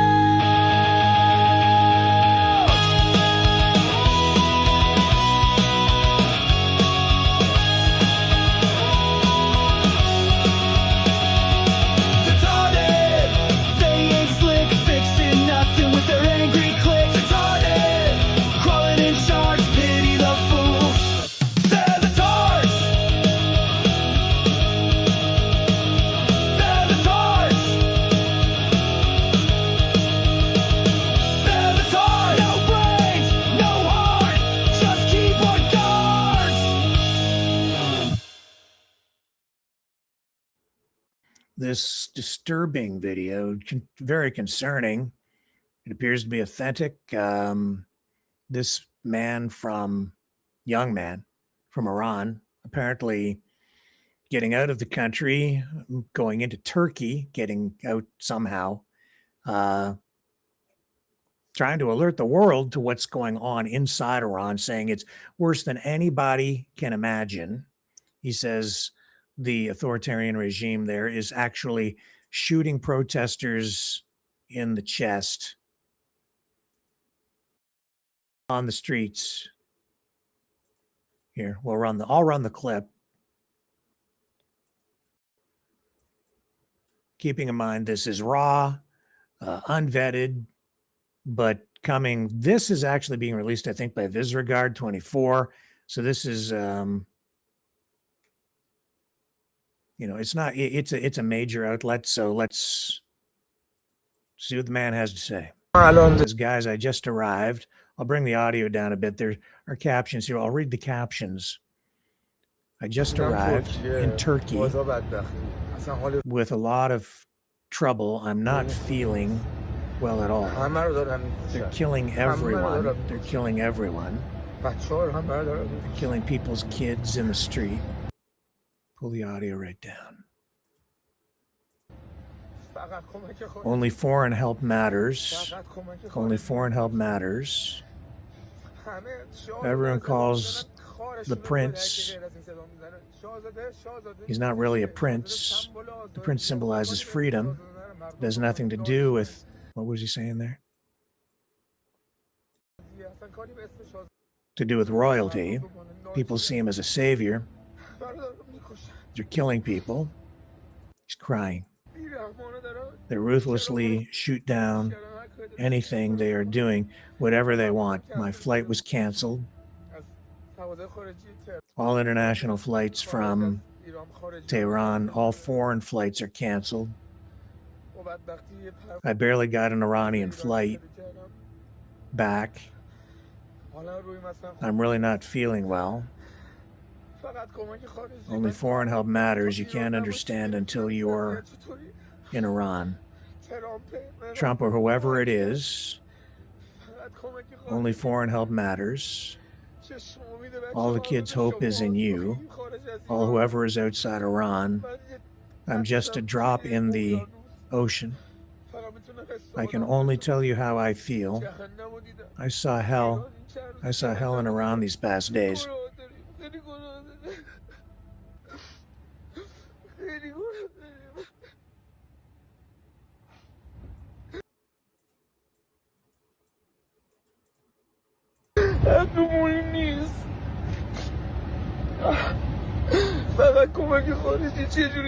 Only foreign help matters. How can we get help?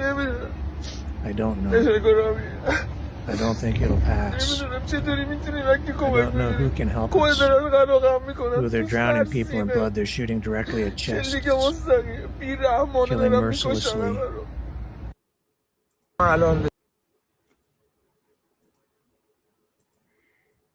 You have to think back and remember that when all of the, just before the military actions began, Trump and Netanyahu hijacked Iranian television signals. They then put their video on Iranian television, hijacking the signals, and told the people to rise up, encouraged them to act against their own government. Trump promised that if people did that, the United States would be there to back them up. He was with them. And when they did, he didn't provide the support. As a result, it looks like thousands of people were killed by the Iranian regime. So he encouraged them to rise up. There was a sort of an there was an insurrection, massive protests. The Iranians pushed back. They were hanging people from cranes, and Trump did nothing.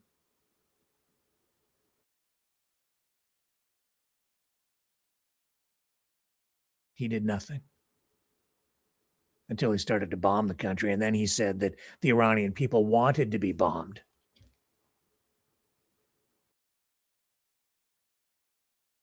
Even that seems freaking insane. Who the hell wants to be bombed?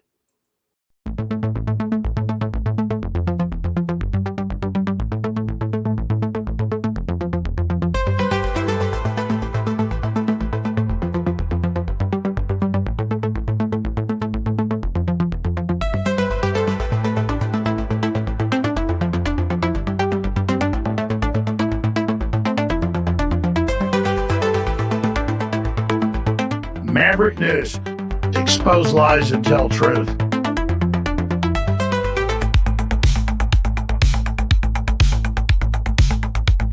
The world is watching.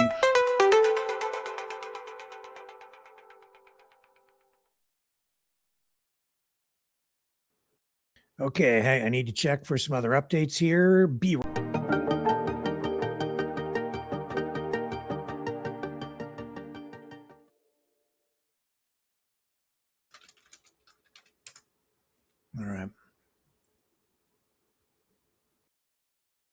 I'm checking. I'm trying to keep you up to date here. Somebody's binging me. Is it important?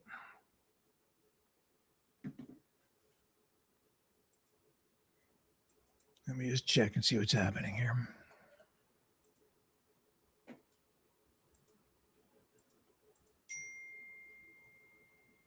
No, all is well. Everything's fine. Okay. Somebody's saying that I've frozen, but I haven't frozen because I just went and checked and the feed is fine on the receiving end. So it's got to be on the somebody's seeing me frozen. It's on their end. It's not in the system. So we are still broadcasting, but thank you for updating. In fact, I'll go over here and we're still good on YouTube. I think. Maybe not. No, we're live. Everything's cool. We're firing on all cylinders still. Okay, so what's going on? Here's what we know as of this moment right now. The U.S. and Iran continue to strike each other. Part of this on again, off again escalation that began, some time ago. So we saw Trump say that he's going to open the gates of hell on Iran tonight, and we know that the U.S. is conducting aerial operations right now. Information still spotty at this point. Limited video coming out of there at the moment.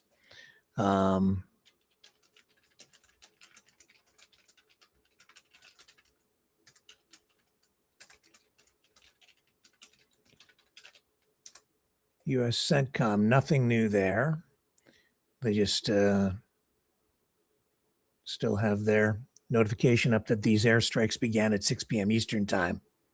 Iranian state media is reporting that a location near Qasem Island was targeted in a U.S. military attack around 3:40 a.m. their time. They say that 6 missiles hit areas on the outskirts of military sites. No confirmed civilian casualties or damages to residential commercial areas. Footage is circulating showing alleged explosions in the area, but a lot of this stuff, as I say, coming out is actually fake.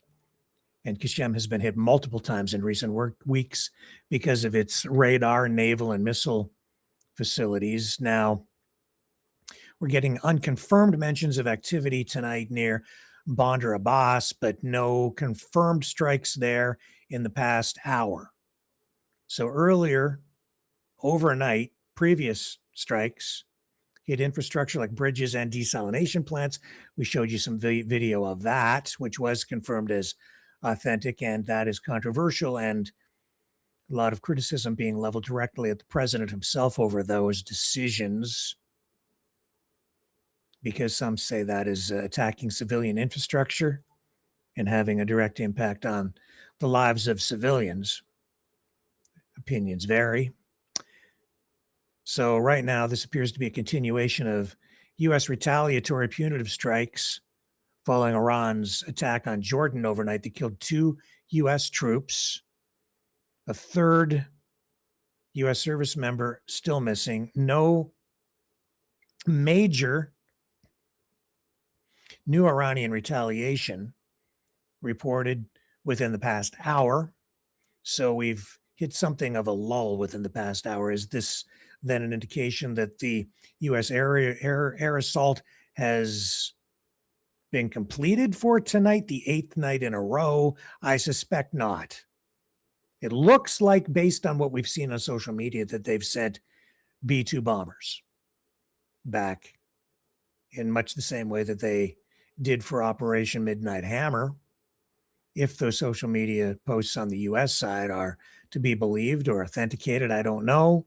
Whatever happens, I think we will find out shortly after the fact. But the fact that we're not seeing anything new coming out of U.S. CENTCOM right now indicates to me that it's still an ongoing fluid situation.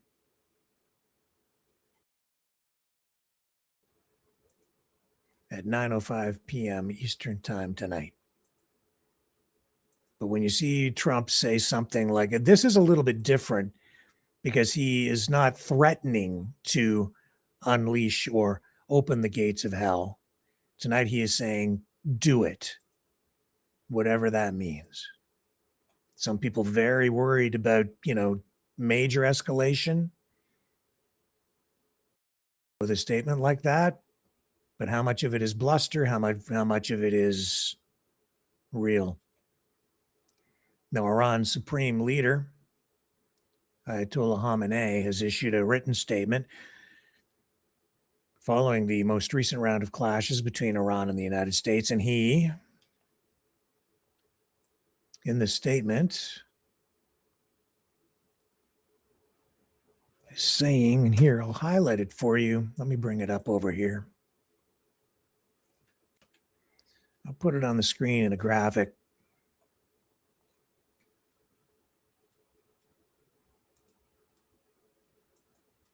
In fact, why don't I do this? I have a couple more things to highlight for you when we come back on the other side of this.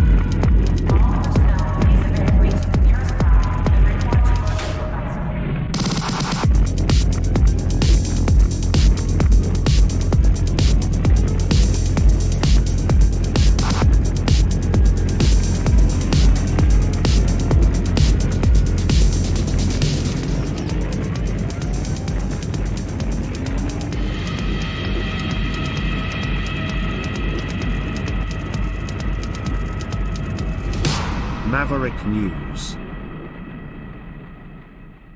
The world is watching.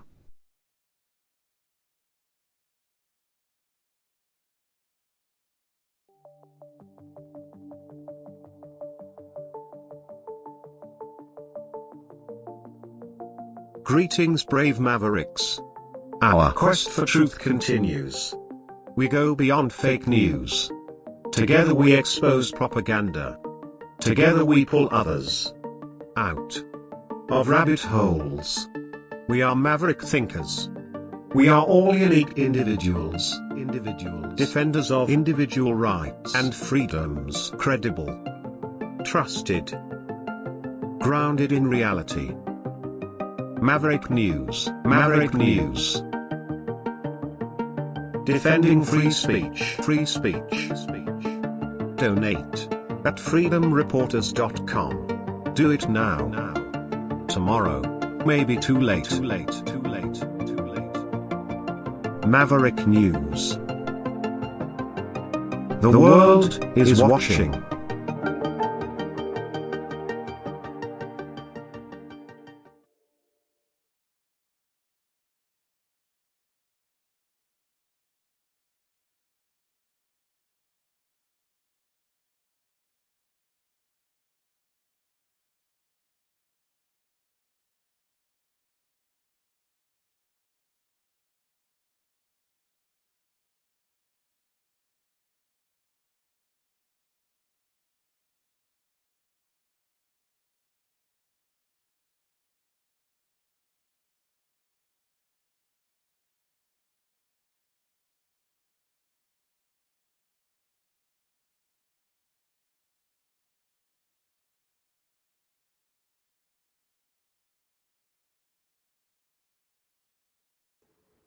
Okay, this is what the Ayatollah is saying about Donald Trump. He says, the great Satan's repeated violations of the memorandum of understanding signed between the presidents of Iran and the U.S. once again prove to everyone how worthless and unreliable the signature of the U.S. president is, and that bullying, hegemonic ambitions, and savagery are inseparable elements of the American way and doctrine. The great Satan has once again revealed its true face without a mask, so that this dark experience of crime and bad faith will stand as yet another powerful testament to America's deceitfulness, irrationality, untrustworthiness, and wickedness. Now that the American enemy is seeking to ignite war and incur even heavier costs and greater disgrace, it should know that the beloved Iranian nation and the axis of resistance have unforgettable lessons in store for it. Okay. I need to check something else here too. Hang on. Okay.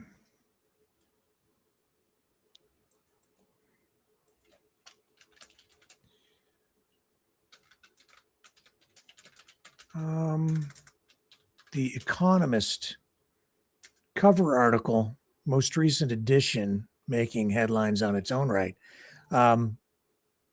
tonight because it is highlighting Donald Trump's purging of the Department of Justice.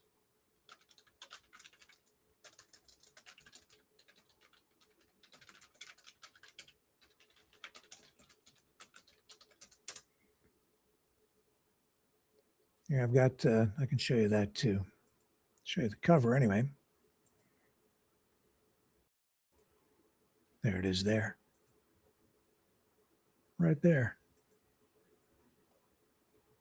So the article, how to survive a purge, the secret diary of a DOJ staffer. No, that's not the one we're looking for. Well, till I get the actual details on it. I know that it's making headlines, but I'm not sure of the details because I haven't read the article. But you might want to go check that out. And I think I'm supposed to call Ian, because I think he's got something for us too. I'm going to check in the chat over on Rumble, on the main Rumble channel. What the heck are you talking about? Jubilee is saying that she heard about freezing rain today. Not here in Kazakhstan. I don't think so. It's too darn hot. Although stranger things have happened. Let's see if we can call up Ian here. He wanted to talk.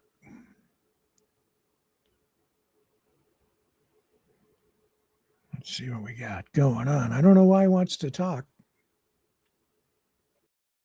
but he does. Here it is. Ian Dragon. Well, hello, sir. Hello, Ian, Montreal, our Maverick correspondent. Why did you want me to call you tonight?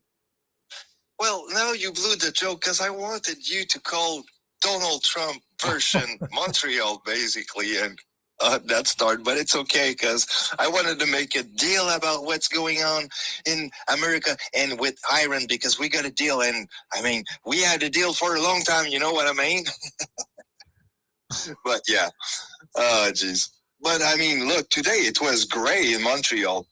I mean, look, if you have seen what you showed to us earlier in Montreal, it was as gray as it was. So, yeah. Yeah, it's still smoky down here too. It's not as bad today in Chatham, Ontario, as it has been over the past couple of days. It seems to be getting a bit better, but there's still a lot of smoke in the air. You can still feel it in your lungs. I understand why people on the U.S. side would be concerned, upset. It's the same thing with people here on the Canadian side of the border. We're not happy about it either. I don't know that it's helpful to be blaming Canada for something that, on this scale, is it something that we could have prevented? I'm not so sure about that. Look at the size of the total area that's involved with forests in Canada.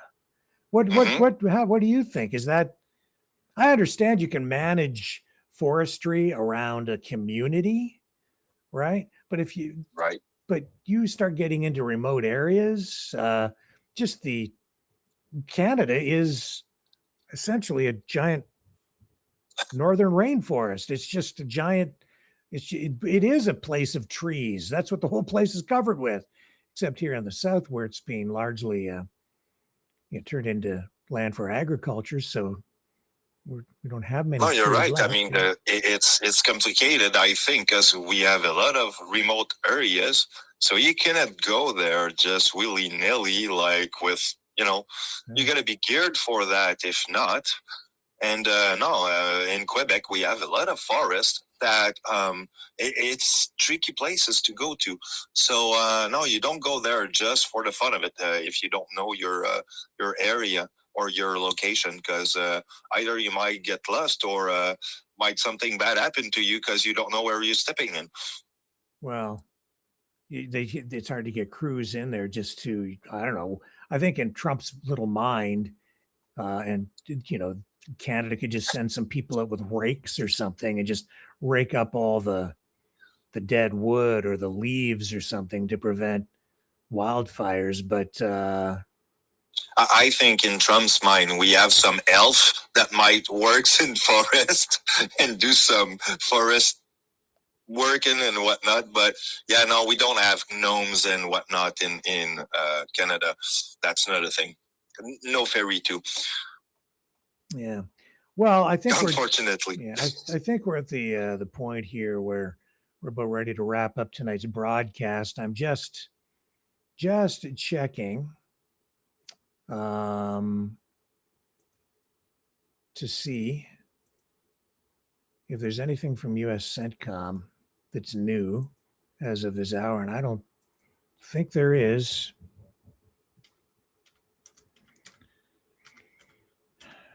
I've been following them all night.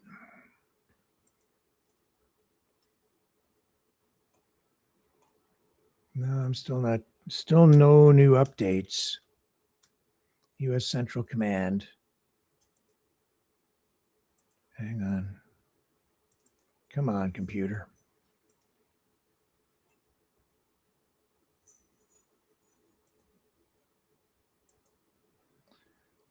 Yeah, it's still the same thing. Still that post about the attacks beginning at 6 p.m. Eastern, and not a peep since.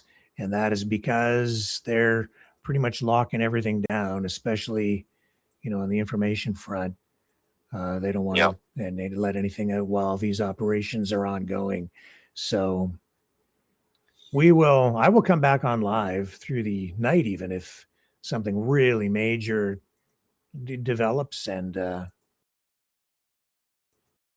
keep you updated in some way. But with that, do you want to give us your best Donald Trump sign off tonight from Montreal, our French Donald Trump? Well, of course I will, because, in Iran, we have the best deal. It's going to be done tonight. I tell you, they don't want to have to deal with that, but no, they want to have the deal more than us. So they're sure that they're going to sign the deal. So no bombardment tonight. Don't worry, guys. It's going to be peachy peachy. So yeah, don't worry. A deal. And on that, I give you a good night. All right, because they want a deal so bad again. So bad. They want a deal more bad than the last time they wanted it bad. All right. As bad as it was. Okay, guys, and as I say, if nuclear war breaks out or something, on that scale, I'll certainly be back live through the night. But as it stands right now, we're in a bit of a lull. But there are major developments happening over in the Middle East tonight. So I've got my ear to the ground and my nose to the grindstone, and I will see you all back here, unless through the night, if necessary, but otherwise at 7 p.m. Eastern. On the flip side. See you then.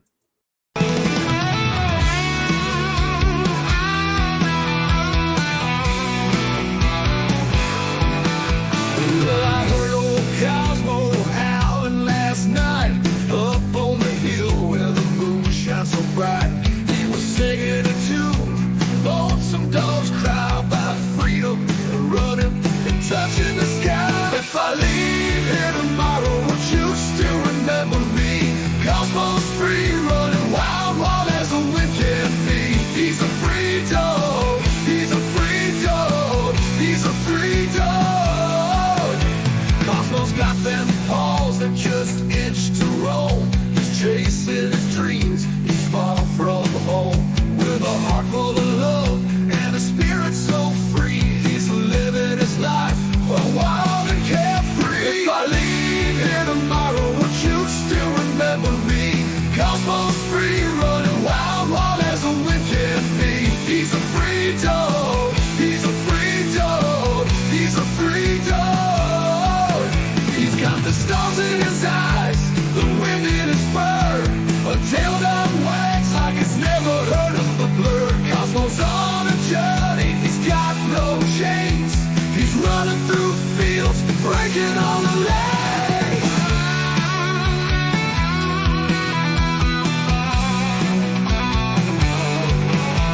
Now the night's getting cold and the sky's turning gray, but Cosmos still out there, he's miles away.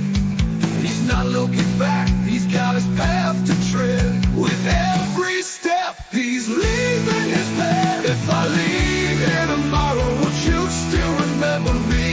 Cosmos free, running wild, wild as the wind can be. He's a free dog. He's a free dog. He's a free dog. So if you're feeling lost, just think of Cosmos Run. Remember his spirit, his freedom, his fun. And maybe one day, when you're feeling low, you'll find your own freedom and let your spirit go. If I leave here tomorrow, would you still remember me? Cosmos free, running wild, wild as the wind can be. He's a free dog. He's a free dog. He's a free dog.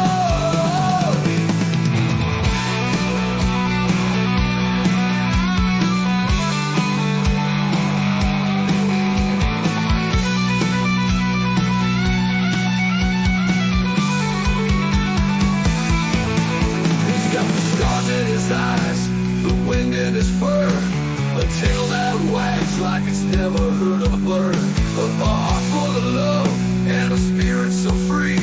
He's living his life wild and carefree. He's got the stars in his eyes, the wind in his fur, a tail that wags like it's never heard a bird. Cosmos on a journey, he's got no chains. He's running through fields, breaking all the lanes.